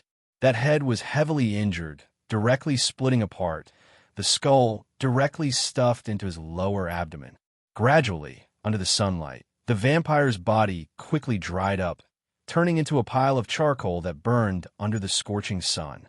Lilith and Drogba couldn't react to the scene until Yang Chun retracted his bloodied hand. Only then did they start to think of something. Why? Lilith's smile turned into shock. Your Majesty Pluto, why did you kill Lafayette? The enemy is the traitor of the Tsimus clan, Drogba. Yang Chun coldly waved his hand and said, I hate threats the most. If I remember correctly, he said something about using my head to light an oil lamp on the rooftop. If it wasn't for the fact that I was hugging my wife to sleep and didn't have time to deal with him, do you think he would still be alive now? Lilith felt a chill down her spine. She didn't expect Lafayette's arrogant words to get himself killed. More importantly, Camarilla and Yang Chung were on good terms. Even if they weren't allies, they had at least worked together a few times. Lafayette had the noble bloodline of the Brute clan and was the executioner of the magic weapon axe. How could Yang Chung kill him so easily? He's the son of the Brute prince. Your Majesty Pluto, if you do this, you'll... Lilith looked helpless. Yang Chung curled his lips and said, if he wants to take revenge for his son, he can come to me. Be smart and try to have another child. At least one that can speak with a brain. Yang Chung then turned to Drogba. Yang Chung frowned at this tanned and muscular man. No wonder that Tsimus clan likes to take over other people's bodies. You're too ugly. Can't Yin Buin choose a better-looking body for you? I don't know what you're talking about, but I like that you will kill Lafayette. Drogba's eyes were filled with bloodlust. Chapter 888. Yang Chung looked around. If Yin Buin doesn't understand, then where's Yang Lai? Why didn't he stay to help you? Did he leave? Who's Yang Lai? Why don't I know him? Drogba sneered. Yang Chung sighed. Looks like you're in a hurry to die. Do you think I can't kill you just because Yin Buin gave you that weird power? No, I don't think so. Drogba laughed sinisterly. Even a clone with divine power is no match for you. I'm just a member of the Blood Clan without a divine spark. Why would I be so stupid as to die for nothing? That's why I put in a lot of effort in order to leave safely. Yang Chung wasn't interested in listening anymore. He walked toward Drogba. I had to hit the clone 3 to 4 times before it died. How many times can I hit you? Drogba didn't move. He sneered. Pluto, aren't you going to call home and ask about the situation? Yang Chung was stunned. Home? Yang Chung had already arranged for the Sea Eagles to protect everyone important to him. Of course, that included his home. Did he miss anything? It's up to you. If you want to kill me, do it. But if I die, your family... Yang Chung hesitated. He guessed that Drogba wouldn't be able to escape anyway. He took out his phone and called home. It rang a few times before someone picked up. Hello. Guoshuahua's voice was trembling unnaturally. Yang Chung frowned. Mom, what's going on at home? Guoshuahua took a deep breath. Yang Chung, there's a foreigner. He suddenly brought 2 unconscious people in and caught Yulan and me. Luckily, Jinxiu isn't home. Otherwise, what's going on? Yang Chung was stunned. 2 unconscious people? Could it be that the 2 members of the Sea Eagles who were responsible for watching the situation at home were arrested? Did Yin Buin send another clone?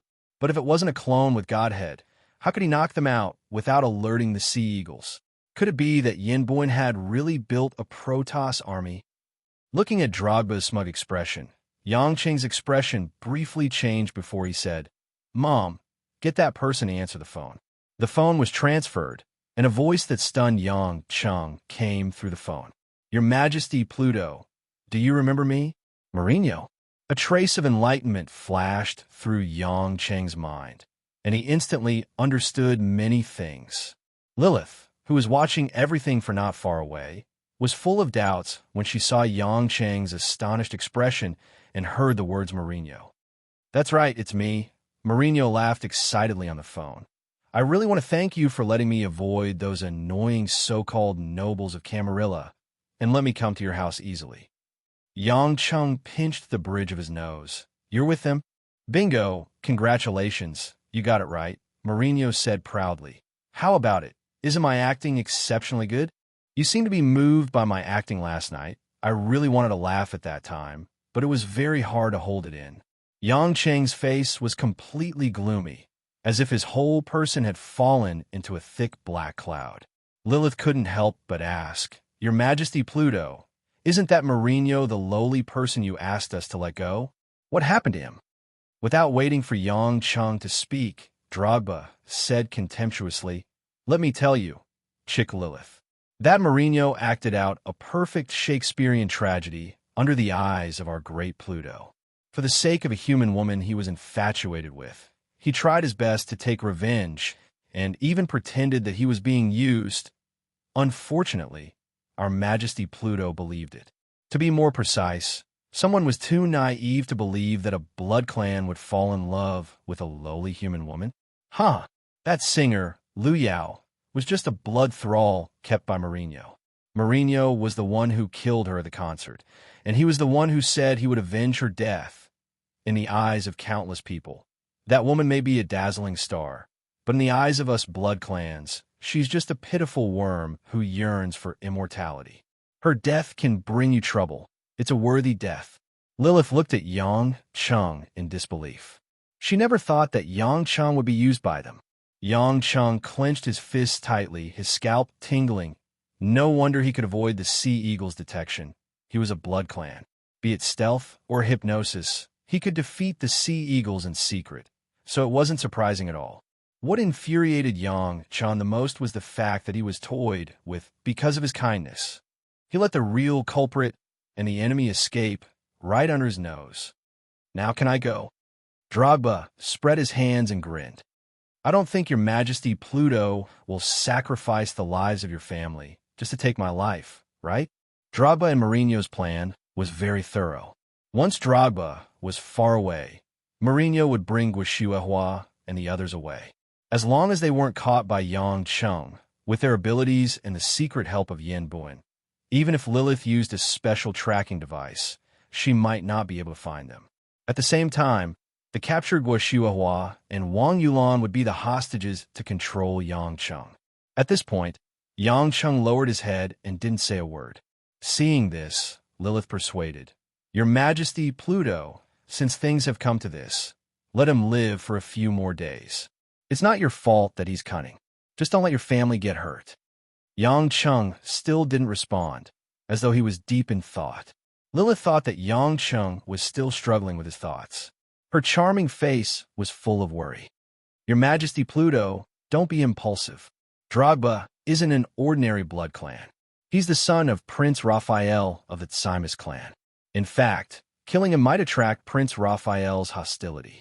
Camarilla is already fighting with Sabbath, so it doesn't matter. My father said that Prince Raphael of the Tsimus clan is the most unfathomable of the 3 generations of the blood clan. It's better to think twice before you act." Suddenly, Yang Cheng raised his head. There wasn't the slightest anger or annoyance in Yang Cheng's eyes. There was only a trace of helplessness and regret. "Lilith," Yang Cheng smiled lightly. "Thank you for your comfort, but I don't need it. Maybe I've felt too many warm things recently and forgot that some creatures are cold-blooded to begin with." Lilith didn't understand what Yang Cheng was talking about. Yang Cheng revealed an evil smile and said to Drogba, "Do you know, you've made a fatal mistake." Drogba was already puzzled when he saw Yang Cheng's unusual expression. Now that he heard it, he immediately asked subconsciously, "What mistake?" Yang Cheng scratched his head. "Actually, I can't blame you. In order to avoid being struck by lightning, I tried my best not to do that. But now I have no choice but to use a bit more of my cultivation. Ridiculous. What are you talking about? Are you bluffing? Stop joking." Drogba sneered. He tore off the tattered clothes on his body, turned around, and strode towards the direction of the parking lot. "If you dare to make a move, once my life force is too weak, Mourinho will immediately sense it through the blood magic imprint, and your family will immediately die." "All right, I don't have time to waste on this silly game with you." "This isn't a game," Yang Cheng mumbled to himself before disappearing from where he stood. Drogba, who was walking away, felt a chill on his head. Before he could react, Yang Cheng's huge hand had already smashed his head into his chest. After all, Drogba's body was much stronger than Lafayette's. The same force didn't shatter him into pieces. Even so, Drogba's life force was almost extinguished in a short period of time. Lilith exclaimed in shock. Drogba was beaten to such a state. Doesn't this mean that Mourinho will kill Yang Chen's family? Was this man going to give up on his birth mother? But she guessed wrongly. Just as Yang Cheng pressed half of Drogba's body into the sand, he disappeared from the seaside once again. Almost at the same time, in the villa in the western suburbs, a hand reached out of thin air and grabbed Mourinho's neck. Chapter 889. It was a close shave. Sensing that Yang Cheng was unscrupulous in his attack, Mourinho was about to slash at Guo Shuihua's neck with a blade condensed from a blood spell. However, Mourinho could not understand how Yang Cheng could suddenly appear in front of him and accurately interrupt him. Using a person's sympathy is more despicable than using a person's hatred. Yang Cheng whispered into the vampire's ear. In the next second, he had already dug his hand into Mourinho's chest and crushed his heart. Mourinho was obviously just a pawn. Without the mysterious force to repair his body, his life as a vampire came to an end the moment his heart was crushed. In the house, Guo Shuihua and Mother Wang were ashen-faced. They could not believe what had just happened. Before they could rush to Yang Cheng's side and cry, Yang Cheng disappeared from the house again, leaving behind Mourinho's corpse that had turned into ashes. In the next moment, Yang Cheng returned to the seaside. His figure flashed in the air like a magic trick and directly intercepted Drogba's escape route with a shadow step. As soon as the magical power healed Drogba's body, Yang Chen's hand came slapping again. The muscles on Drogba's arms bulged as he tried to block Yang Cheng's attack with all his might. However, apart from breaking the bones of both his arms, it was completely useless. In the blink of an eye, Lilith, who was watching from afar, was dumbfounded. Her mouth was wide open. If not for the fact that he was in a sorry state after the battle, he would have been very cute. Drogba's entire body was split into two from his chest. He fell to the sand and let out a tragic cry of pain. Yang Cheng did not chase after him to continue his attack. Instead, he slowly waited for Drogba's body to be repaired by the mysterious force again. Tell me, where is Yin Buwen? Yang Cheng asked coldly. He sent his subordinates to search for Yin Buwen all over Huaxia, but they couldn't find any trace of him. The foreign powers even secretly searched everywhere, but they still couldn't find any trace of him. Yin Buwen was too dangerous. They couldn't search for him with great fanfare, so it affected their progress. If he could get Yin Buwen's whereabouts from these guys, Yang Cheng would save a lot of trouble. However, Drogba would not let Yang Cheng have his way. Although his body had been repaired, the remaining strange power in his body was not enough to support him to repair it again. Blood kept spurting out of his mouth. You are indeed powerful. Drogba asked unwillingly, If I say it, will you let me go? I won't. Yang Cheng said, If you say it, you'll get someone to die with you. Drogba laughed maniacally with blood-red teeth. Die with me? How funny. Let me tell you the truth, Pluto. You won't be able to find Yin Buwen. Even if I die, I won't tell you where he is. When Yin Buwen is ready and appears again, you'll be the one to die with me. Damn it. As expected, Yang Cheng had been wondering why there were so many troublesome things happening. They couldn't give him a fatal attack, nor could they cause real damage to the people around him. Were these guys really just cannon fodder? They kept causing trouble for him, Lin Ruoshi, and the people around him. They didn't have the time to pay attention to Yin Buwen's whereabouts. Were they trying to stall for time? Since Yin Buwen had discovered the strange energy from the Godstone that could harm him, it was very likely that he was accumulating it until it reached a level that he couldn't deal with. Although Yang Cheng wasn't afraid. After all, he was much stronger than Yin Buwen. However, confidence was confidence. If something happened to him, it would be too much. But now, Yang Cheng didn't hesitate anymore. Drogba was obviously not going to say anything. Besides, the Blood Clan wasn't afraid of death, so he wouldn't be able to get anything out of him. Since he had already used the cultivation of the tribulation stage, Yang Cheng didn't mind using a little more. He directly activated the power of heaven and earth and turned Drogba into a pile of powder out of thin air. Lilith watched Drogba, who was still laughing, being blown away by a gust of wind. She couldn't help but shiver. If she used to have some romantic fantasies about Yang Chung, then now, she only hoped to maintain a friendly relationship with him. Of course, if he was interested in her, it would be an honor to offer herself to him again. However, he was surrounded by beauties, so he wouldn't need a 200-year-old old woman like her. With the death of Drogba and Mourinho, the matter finally came to an end. The two nails buried in Zhonghai were naturally pulled out. As for how they were going to explain Liu Yao's death to the public, it wasn't too difficult. After all, the government and the police couldn't possibly reveal the existence of vampires to the public. Therefore, Yang Chun didn't have to worry about falsifying evidence. They would help him.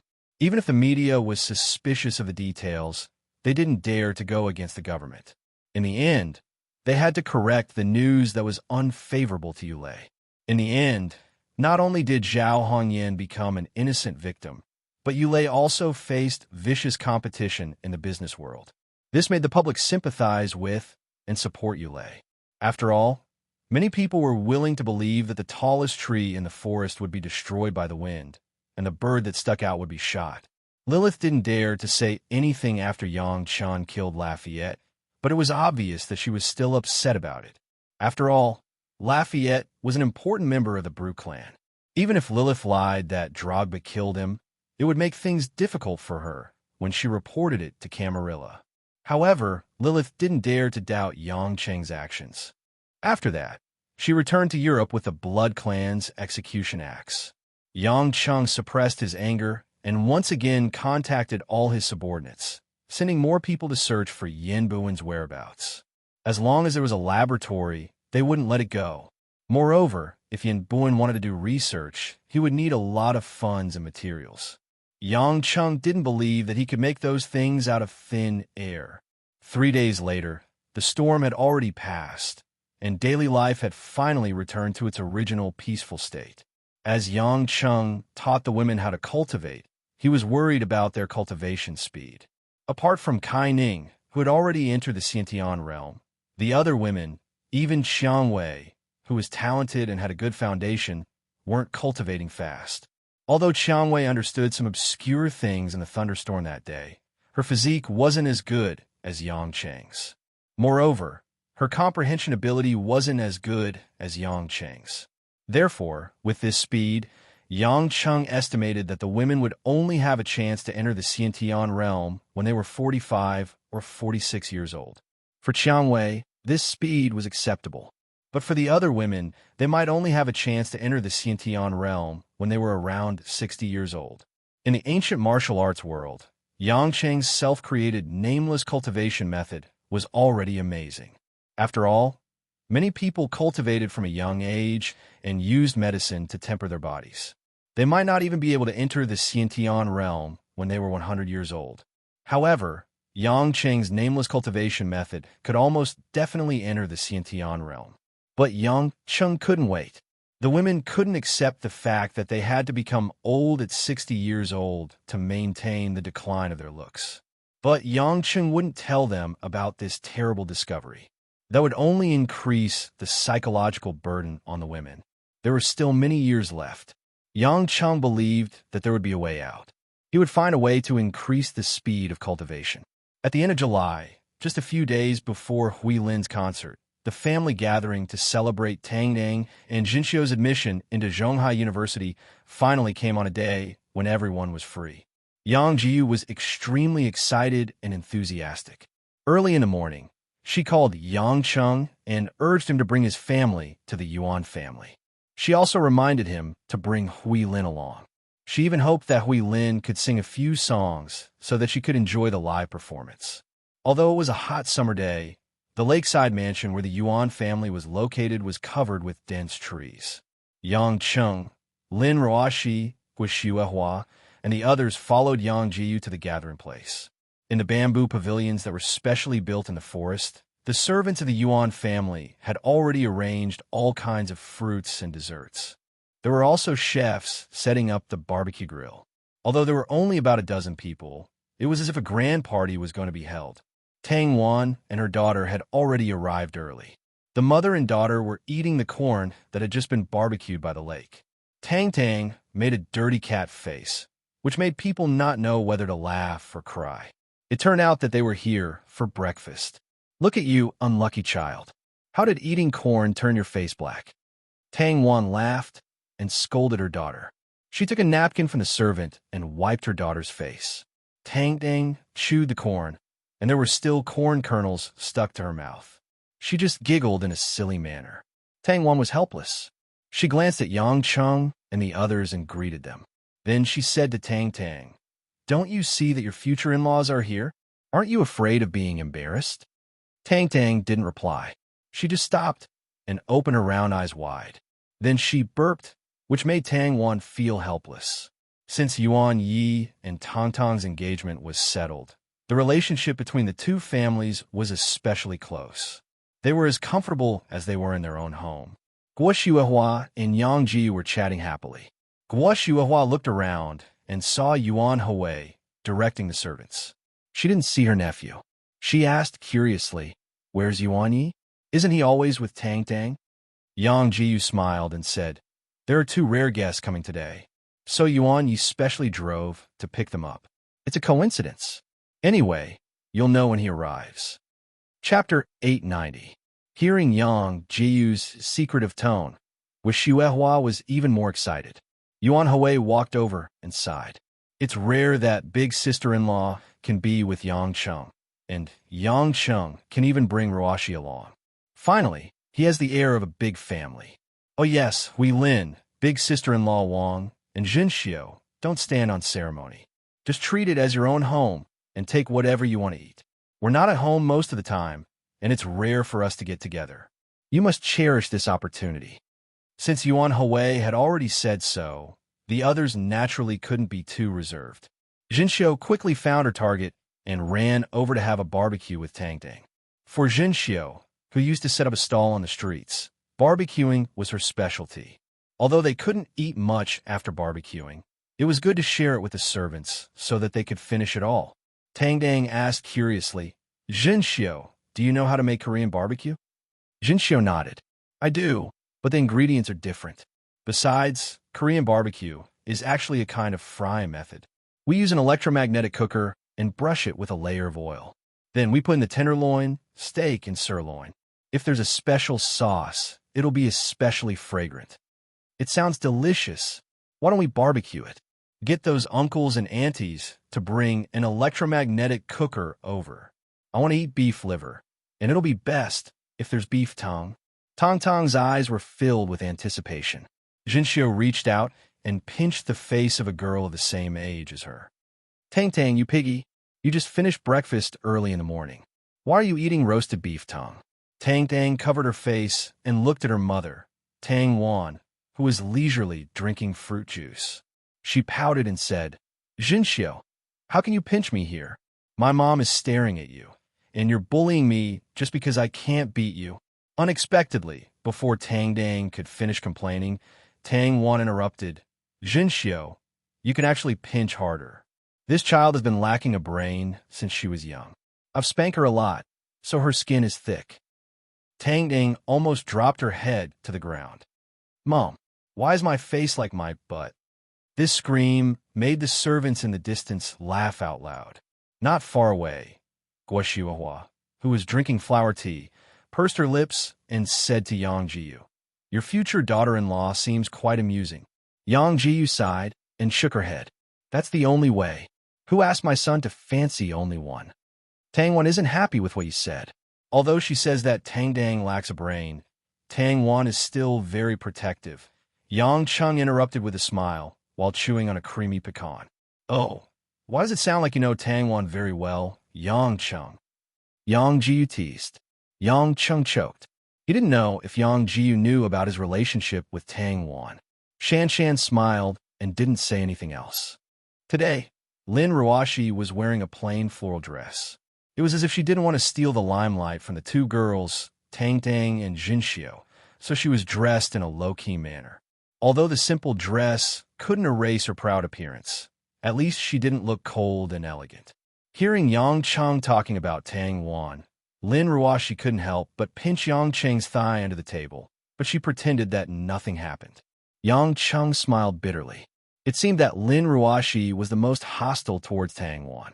Perhaps it was because the two of them had too many similarities apart from their age. Honey, don't you want some snacks? I didn't see you eat much for breakfast. You can eat more after you're done exercising, Yang Cheng said with a smile. Lin Ruashi shook her head and rejected. No.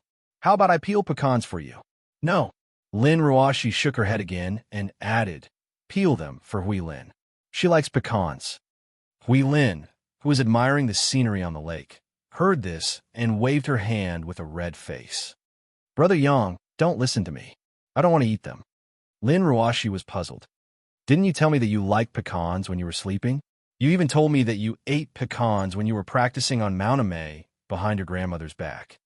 Hui Lin looked embarrassed and said shyly, Interests change. That was when I was young. Yang Jiu chuckled.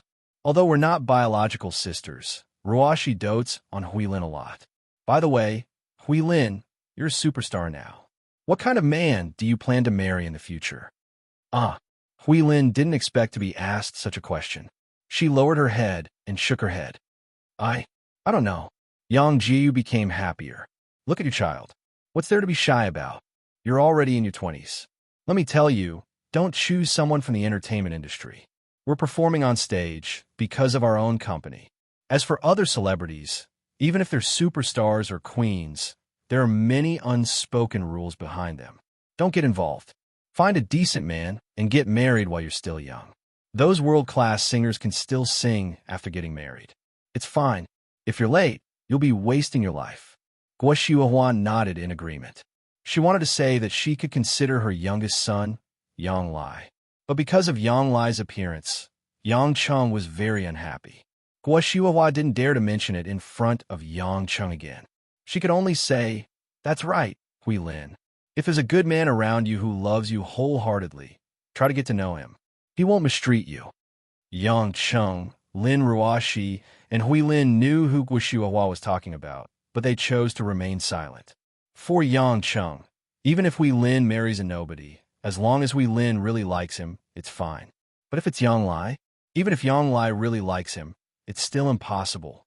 Because if Yang Lai and Yin Buin get together, it's destined that they won't have a good ending. And Lin Ruashi's thinking is even simpler. She is married to Yang Cheng. Even if she doesn't know that Yang Cheng is a member of the Yang family, this is a fact that will not change. Therefore, since Yang Cheng doesn't like Yang Lai, she will hate him too. Moreover, every time Yang Lai appears, he gives her a negative vibe. The family chatted for a while, and Tang Wan also joined them. The place was spacious and airy, and seemed to be happy and harmonious. They talked about how Yulei International got out of the doldrums a few days ago and broke through the stock market of their competitors. Yuan Hui, Tang Wan, and Lin Ruashi discussed it enthusiastically. Jinxiu and Tang Tang, on the other hand, talked about some girl's secrets and glanced at the adults from time to time, appearing quite mysterious. Seeing that her daughter and Jinxiu are close, Tang Wan seemed to remember something and asked Yang Cheng, Oh right, I heard that Jinxiu's mother is the heir of Korea's Star Moon Financial Group? Is it true that the old chairman of Star Moon Financial Group, Park Cheon, wants to take Jinxiu back to inherit Star Moon Financial Group? Without waiting for Yang Cheng to answer, Lin Ruashi answered coldly, It's true. Yang Cheng was speechless. This woman really knows how to compete with Tang Wan. She doesn't even allow me to talk to Tang Wan. Tang Wan didn't mind. She was already used to Lin Ruashi's tit-for-tat. She smiled softly. If that's the case, it seems that our Tang Dang still has some brains. When Jinxiu returns to Korea and inherits Star Moon Financial Group, our Tang family will be able to enter the Korean market unimpeded. Don't link their pure friendship with commercial interests. Lin Ruashi frowned in dissatisfaction. Tang Wan retorted, You are also a businesswoman. Do you dare say that you haven't thought of using this opportunity to cooperate with Star Moon Financial Group? That is one of the top financial groups in Asia. I won't believe you even if you beat me to death. Lin Ruashi snorted coldly. It's Zhenxiu's freedom to go wherever she wants. I didn't say that I want to force her to go back. General Lin is thinking too much. Tang Wan winked and smiled. Lin Ruoxi gritted her teeth, her eyes blazing with anger. Yuan Hui's scalp went numb when he saw this. He secretly cursed what kind of woman Yang Cheng had messed with. What was more infuriating was that Yang Cheng was still pretending to drink his tea. He had no intention of interrupting. Yuan Hui was helpless. He smiled and tried to smooth things over. Ruoxi, we've been chatting for so long, and you haven't eaten anything. There's still some time before lunch. I prepared some snacks for you. Have some. As he spoke, Yuan Hui ordered the servants to place a box of snacks in front of Lin Ruoxi. Inside an exquisite black box, there were all kinds of beautiful and round glutinous rice balls. I called Yang Cheng and asked him what you like to eat. He said that you like to eat glutinous rice balls, and they must be from the Zhao family, so I got someone to buy them this morning.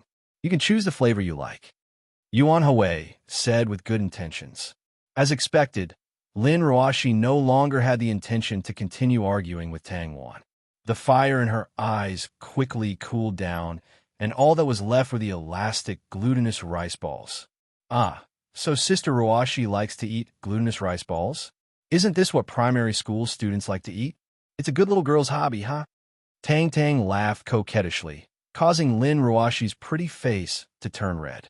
Involuntarily, Lin Ruoxi turned her head and glared at Yang Cheng. Yang Cheng innocently said, "Wife, why are you looking at me like that? Don't you like to eat glutinous rice balls?" I didn't say anything wrong. Tang Wan resisted the urge to laugh. She looked like she suddenly understood. So General Lin likes to eat glutinous rice balls. This hobby is really unique. I remember when our Tang Nang was in kindergarten. She also liked to eat them. Little girls like to eat soft and easy-to-chew things. This stimulation made Lin Ruoxi's beautiful eyes almost emit a green light. Chapter 891. When Yuan Hui saw Lin Ruoxi's expression, he suddenly realized that something was wrong. This could be Lin Ruoxi's secret hobby. For a CEO of a multinational corporation and a woman who was famous for being cold and strict, this hobby was indeed too strange. It would seriously damage her prestige. Oh, Ruoxi, if it's not to your liking, it's fine. Yang Cheng, how could you talk about your wife's hobby? You brat just loves to talk nonsense.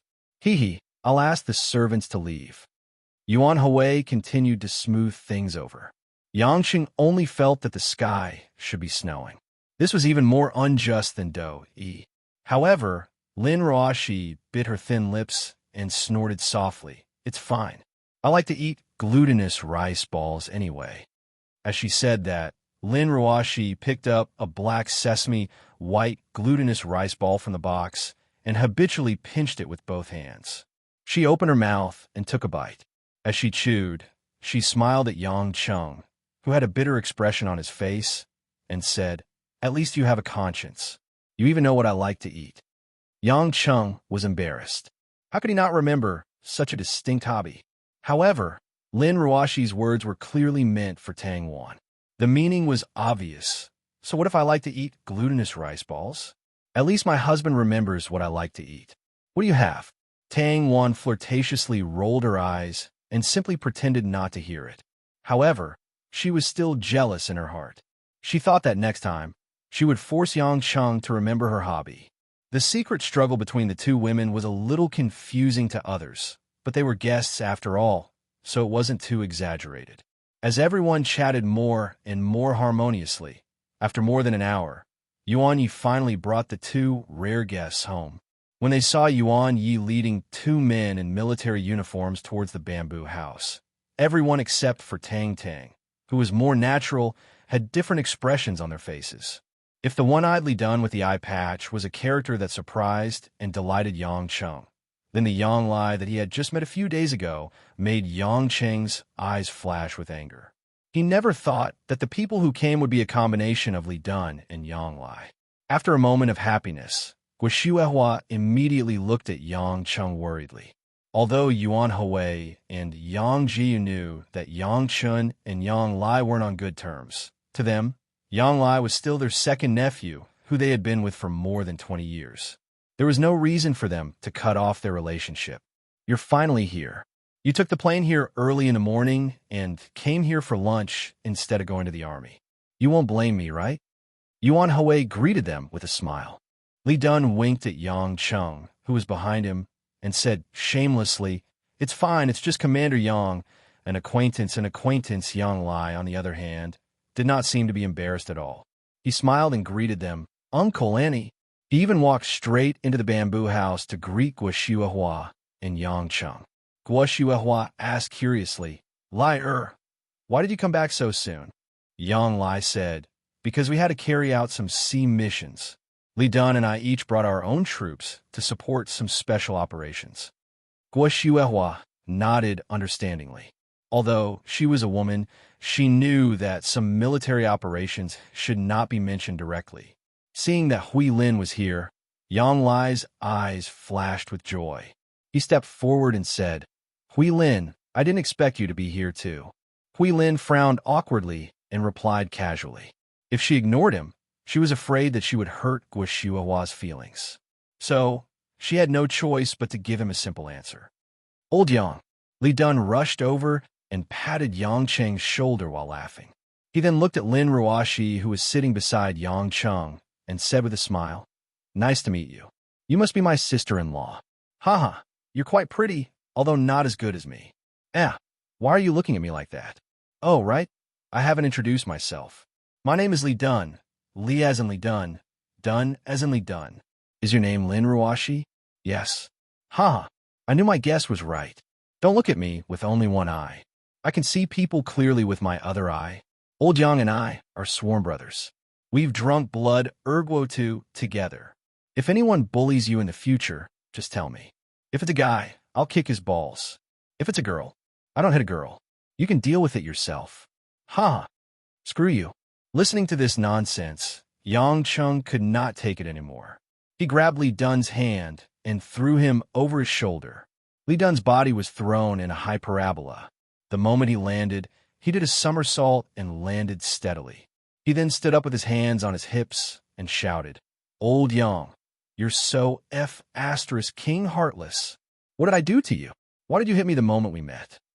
Yang Cheng ignored him and leaned over to pat Lin Ruoxi's shoulder. "Don't be afraid. This guy is just suffering from intermittent epilepsy." Lin Ruoxi asked blankly, "Who is he?" Yang Cheng scratched his head. Li Dun's introduction was useless. He simply said, "I met him when I went to Beijing. He's the only son of the Li family, Li Dun. That's how he is. The main thing is that his family doesn't give him any pocket money. He doesn't even have enough to chase after Sister Tang Wan. He's not a reliable person. Honey, you can forget about him once you meet him." Li Dun shouted in exasperation, "Old Yang, you're so mean. I've come all the way here. Why are you exposing me?" Yang Chen glanced at Li Dun's crotch with a half-smile. "Do you have any boobs?" Unexpectedly, Li Dun was not embarrassed at all. He smiled proudly and raised his eyebrows. "Why don't we have a competition?" Yang Cheng touched his forehead. He almost forgot that this guy's skin was as thick as his. When the women heard this, they were stunned, and their faces turned red. These two people really could say anything. The others all knew about Li Dun's background. They were surprised that Yang Cheng and Li Dun got along so well. Although they would yell and hit on each other the moment they met, everyone could tell that they had feelings for each other. Guo Shuihua thought that her son only had female friends. She was relieved that Li Dun, one of the two kings of Yanjin, was a good friend. Now that Yanboin had disappeared, Li Dun's strength and experience were top-notch among the rich heirs in Yanjin. If he were to take over the Li Family Security Bureau in the future, he would definitely be a powerful ally. Young Lai, who saw all this, had a gloomy look in his eyes. He had been on the plane with Li Dun all the way here. Since they were both in the military base in Yanjin, they would occasionally bump into each other. However, Li Dun was an eccentric person and was the only son of the Li family, so they had never been friends. He did not expect that Li Dun and Yang Cheng would be so close. With the addition of 3 young people, the atmosphere suddenly became livelier. Although Yang Cheng ignored Yang Lai's greeting in front of Yuan Hui and his wife, he didn't react violently either. With Li Dun's loud voice, there was no chance of an awkward silence. I just heard from my brother that young Master Li will be coming to Zhonghai with Yang Lai. Since it's our family gathering today, I thought that young Master Li and Yang Cheng are friends, so I contacted you. I didn't expect you to really come. It's our honor to have you here, Yuan Hui said politely. Although Li Dun had a carefree personality, everyone knew the difference between a real idiot and his frivolous appearance. Sai, how can I not come for free food and drinks? Li Dun said nonchalantly.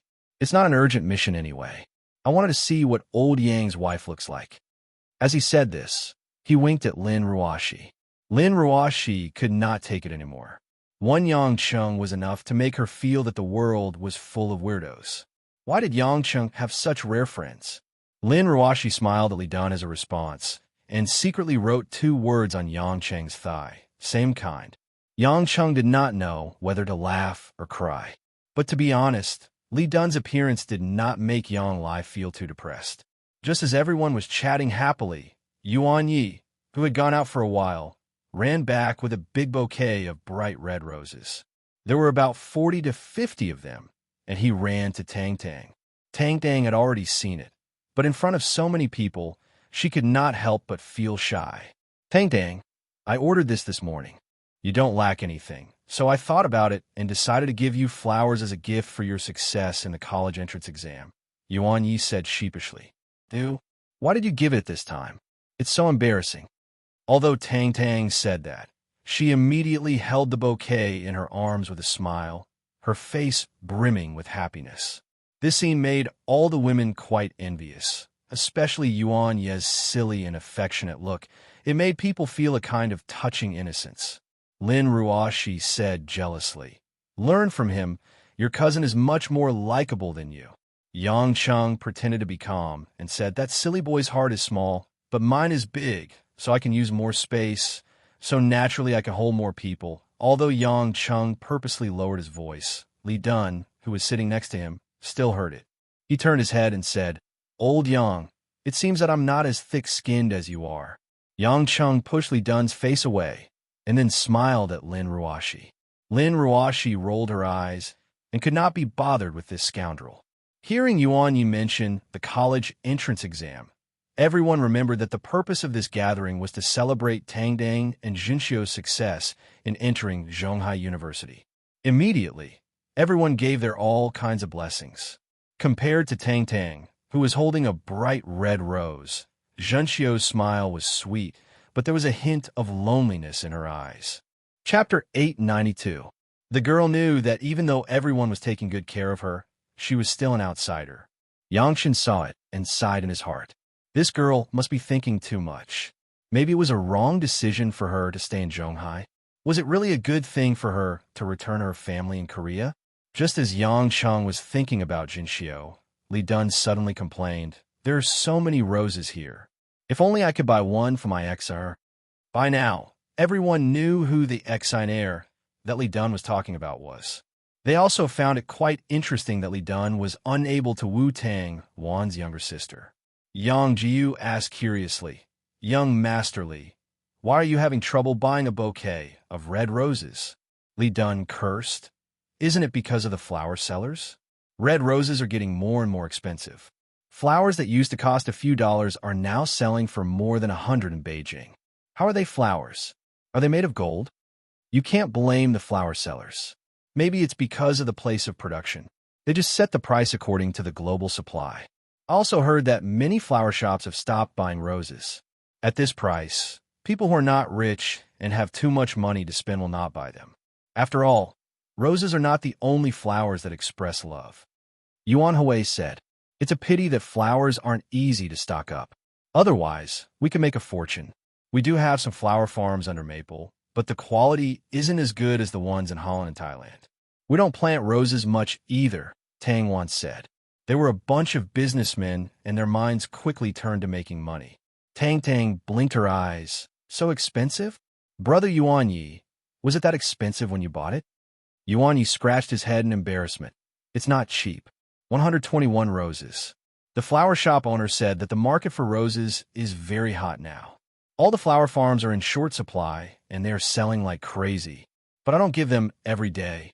It's worth it to give them an occasional bouquet. Don't worry, I'll ask my mom to reimburse you. You're doing so well. Tang Tang giggled. Tang Wan pinched her daughter's ear and scolded. You're not even married yet, and you're already trying to steal from your mother's family.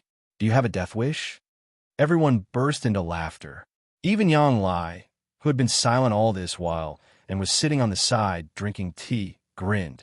More than an hour later, the servants brought in the food that had been carefully prepared, and the lunch began in a lively manner. With Li Dun, who could chat with anyone, the atmosphere couldn't be any colder. He raised his glass and clinked it left and right, occasionally making a few dirty jokes.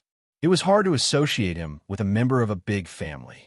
When they were almost done eating, Yang Lai, who had been silent, suddenly got up and walked to Hui Lin's side. He took out a square white box from the big pocket of his military uniform. Hui Lin, your concert in a few days is when I'm on a mission, so I might not be able to make it. Take this gift. Treat it as a welcome gift for me. Hui Lin frowned. It's fine. She could tell what kind of jewelry it was. When a woman accepted a man's jewelry, it was a sign of intimacy. Of course, she refused. This time, the atmosphere instantly became awkward and cold. Li Dun chuckled.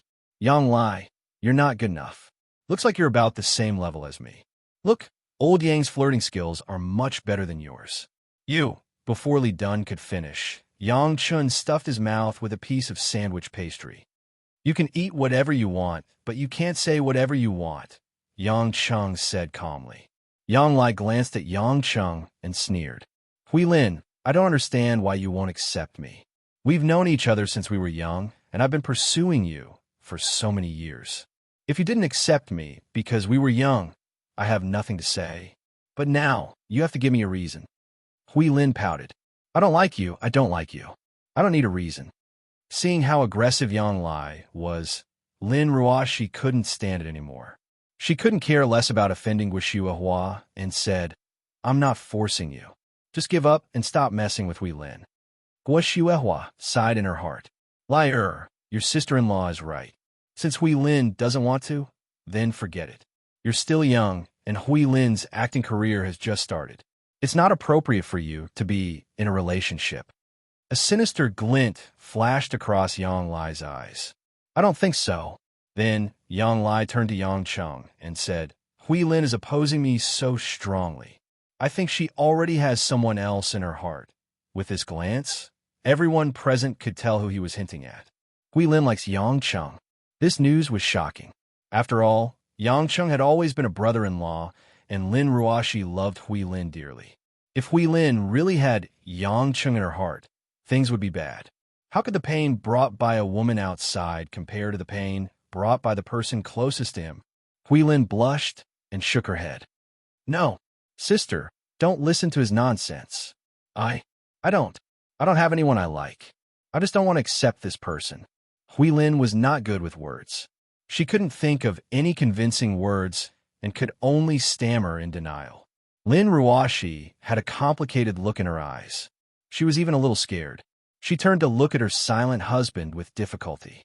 All right, Hui Lin, just treat what he said like **T. Why are you being so serious? Yang Chun frowned. I don't want to fight today, but if you're really in a hurry to reincarnate, don't think that I won't kill you just because Mom is here. Yang Chung. Guixua Hua was shocked. She shouted, How can you say that? He is your biological brother. Yang Jiu was also worried. What's going on? Why are you talking about fighting and killing all of a sudden? Don't be impulsive. Weren't things going well just now? Li Dun, on the other hand, looked excited, as if he had seen something really interesting. Yang Chun didn't reply, but the coldness on his face made his attitude clear. Yuan Yu was anxious. Seeing that his two cousins were showing off their abilities, he pushed his father and tried to persuade him. Yuan Hui looked helpless. How could he just open his mouth like that? To be honest, even though he was the son-in-law of the Yang family and the elder of the two cousins, he still relied on the Yang family to sit on the throne of the number one family in Zhonghai for so many years. His wife, Yang Jiu, was already showing him great respect by not putting on airs as the daughter of the Yang family and lowering her status. He wouldn't dare to get involved in the fight for the future successor of the Yang family. Even though Yang Cheng was definitely stronger than Yang Lai, the Yang family and Yang Gongming's background weren't as simple as they seemed. It was hard to say what the old man would do in the end, especially when Yang Pejuan and Yang Cheng weren't on good terms. Yang Lai sneered. He opened the jewelry box and revealed the item inside. It was a pair of platinum couple rings. Even though the rings weren't as precious as diamonds, they weren't wedding rings. Judging from the quality of the couple rings, it was obvious that they were worth a lot. Huier, this is the ring I picked out myself. If you don't want to wear it today, please give me a convincing reason, Yang Lai said again. The helpless Hui Lin lowered her head and didn't say a word. She was an honest and naive girl. It was hard for her to even think of a way to lie to someone. Swoosh! A glass flew through the air and smashed into the jewelry box in Yang Lai's hand. Bang! The glass shattered on the ground. Yang Lai blocked it with his hand. Yang Cheng's eyes were filled with murderous intent as he threw the glass. Do you want to leave now, or do you want me to throw your head out? At this moment, the atmosphere of the scene seemed to freeze. Everyone could feel the terrifying and thick shadow that was being emitted from Yang Chen's body. Yang Lai wasn't afraid at all. He grinned evilly and said, "Don't worry, it's fine if you want me to leave. But I have to confirm one thing." Then Yang Lai bent down and said to Hui Lin, "Huier, if you swear in front of everyone that you don't like Yang Cheng, I won't force you anymore." Yang Lai's voice wasn't loud, so everyone could hear him clearly. They couldn't help but stare at Hui Lin and listen attentively. Chapter 893. Although Lin Ruoshi had always been calm, she couldn't help but clench her fists tightly. She placed her hands on her skirt and trembled slightly. Guishuahua's eyes were already red. She didn't know how to reconcile the conflict between her two sons. Yang Cheng's piercingly cold, murderous aura had already made her feel helpless.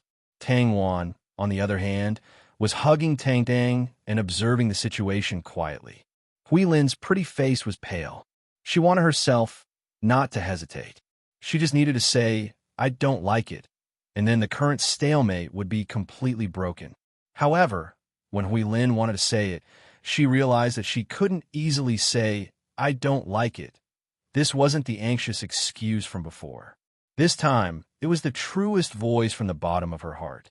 If she said it out loud, would it mean that she had completely given up on that tiny bit of hope? But that wasn't something that she should have extravagant hopes for. But why? She knew that it was impossible. So why was she still so persistent and unwilling to say it? Everyone looked at Hui Lin's hesitation. Her face was pale for a moment, and then a little shy the next moment. The smart ones already had an answer in their hearts. Although Hui Lin didn't say it out loud, her innocent expression had already made everyone understand the voice from the bottom of her heart. Lin Ruoshi's eyes were covered with a layer of mist. She felt as if her heart was being bitten by ants. What made her feel helpless was that even if she could tell that Hui Lin liked Yang Cheng, what could she do? Could it be that she had to forcibly cut off the trace of hope that was hidden in her heart? What right did she have to stop other women from liking her husband? Just like how Yang Cheng couldn't stop other men from secretly liking him. But the problem was, this woman was Hui Lin. When Lin Ruoshi thought of how Hui Lin had kept everything in her heart, silently watching the little things that happened between her and Yang Cheng, but could only watch from the side as a younger sister, Lin Ruoshi didn't dare to think too much about it. She was actually innocent because she didn't do anything wrong. What was wrong could only be the things that people couldn't understand themselves, their own hearts. Compared to other women, Hui Lin had been hiding her feelings carefully. This made Lin Ruoshi feel miserable because she couldn't help her at all. At this moment, a big, fiery hand reached out from under the table and grabbed Lin Ruoshi's cold, trembling hand. Yang Cheng sighed deeply and shook his head at her with a smile. Lin Ruoshi knew that he was comforting her, but her heart couldn't calm down. In fact, Yang Chun was also a little surprised by Huilin's performance. But in addition to a trace of complex and indescribable feelings, he felt more helpless. He had always treated Huilin as a younger sister. Although there were a few ambiguous scenes, and he occasionally felt some girls' feelings, he didn't think too much about it. Now it seemed that it was a little difficult to deal with. Why? You can't say it? Yang Lai's eyes were filled with malice. I don't understand. What's so good about this guy? He's so fickle and flirtatious. Why do so many women want to be by his side? Now, even you, don't you dare speak ill of Brother Yang. Hui Lin said angrily. No matter what you say, I won't accept you. Also, why should I tell you who I like? You're no one to me. Haha, am I too outdated? Do women nowadays like to find playboys? Instead, they reject a man who has been chasing after them for so many years? Yang Lai sneered. The atmosphere was a little awkward. Everyone looked at the silent Yang Cheng, especially Lin Ruoshi and Tang Wan. They felt a little sour in their hearts. At the end of the day, they couldn't figure out such a complicated problem. How did they unknowingly fall for this man who didn't have many good points? On the other hand, Yang Cheng's face was very calm, as if he was deep in thought. Li Dun suddenly slammed his glass on the table and leaned back in his chair. He said lazily, Yang Lai, it's not that you're outdated. It's just that when it comes to relationships, people won't like you just because you're good enough. What do you know? What do you know? Yang Lai said disdainfully. Li Dun grinned. I really don't understand. I don't know why a girl that I really like, even though my status and family background are so much better than hers, still refuses to accept me. But Hui Lin, the little nun, oh no, she's a famous singer now. I can understand why she rejected you.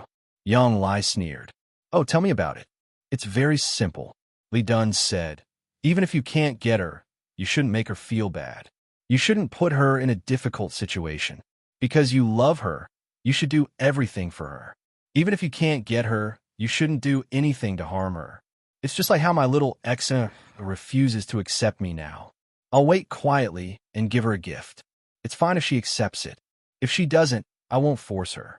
As long as she's happy, I'll do anything. I don't know if old Yang is a good man, and I don't know how many women he has. But from what I can see, no matter how infatuated you are, no woman will be able to take it. Shut up. Yang Lai's eyes flashed fiercely. You're Yang Cheng's brother. Of course you'll speak up for him. Huh? You wanted to shut up? Who do you think you are? Do you think I'm a pushover? Li Dun couldn't sit still anymore. He stood up and rolled up his sleeves. Yang Lai said disdainfully, What? Are you going to fight me? I'll fight you then. I can't beat your brother, but do you think I'll be afraid of you? Don't think that I won't dare to fight you just because you're from the Li family. You're a far cry from Yin Buan, Yang Lai sneered. Pfft. Anigua, your son is too much of a jerk. I'm sorry, but I'm going to flip him over. Li Dun was furious. Li Dun was already at the Xiantian realm. Even without his blindfold, he was still a top-notch ancient martial artist. Once he got serious, his aura would be extraordinary. But Yang Lai was no longer a nobody. After Yin Buan's genetic modification, he had already surpassed the conventional boundaries of cultivation. Li Dun spun around and threw a punch filled with Xiantian true qi at Yang Lai's nose.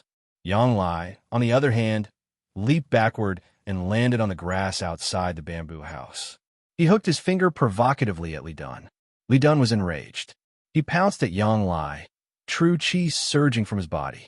Then, he launched a flying kick at Yang Lai's chest. Yang Lai didn't dodge. He stood his ground and charged at Yang Lai. Bam! Guo Shuihua and the others gasped. They didn't dare to look, but Yang Lai only took 2 steps back. Then, he grabbed Li Dun's calf, completely unharmed. You want to fight me with that little true qi? Yang Lai laughed in disdain. He turned around and threw Li Dun like a hammer. Li Dun used his Xiantian true qi to stop himself from crashing into a tree and landing on the ground. Li Dun took a deep breath and said in disbelief, Damn it, this is weird. You used to have trouble taking 3 moves from me. How did you become so strong all of a sudden? I heard that Yin Buan performed surgery on you. How did you become so strong? Frog in a well. Yang Lai sneered. Seeing that Li Dun was no match for Yang Lai, Yuan Hui and Yang Jiu were worried. They quickly said to Yang Cheng, Yang Cheng, go and stop him. If you injure Li Dun, how are you going to explain it to Vice President Li? Yang Cheng seemed to have just regained his composure. He didn't respond. Guo Shuihua shouted, Liar! Stop right now. Stop. But Yang Lai's confidence was boosted. Seeing that he had defeated the opponent he looked up to in the past, he wouldn't listen to her. He said to Li Dun, What? You're still not convinced? I'm still far from it. Li Dun tore off his blindfold, revealing his horrifying black eyes. His Xiantian true Qi, which was condensed from the Tibetan Tantra's Buddhist internal energy, suddenly skyrocketed. Yang Cheng's eyes lit up. Li Dun was indeed a martial arts prodigy. He didn't expect his cultivation to improve so much in such a short period of time. Perhaps it was because of his battle with Yang Cheng that Li Dun's Xiantian true Qi grew even faster. He was now at the advanced stage of the Xiantian stage. At this rate, Li Dun might be able to enter the soul-forming stage before he turned 40. Li Dun attacked again. This time, his speed was at least 3 times faster than when he fought with Yang Cheng. Other than Yang Cheng, even Hui Lin, who had a high level of internal energy, couldn't see Li Dun's movements.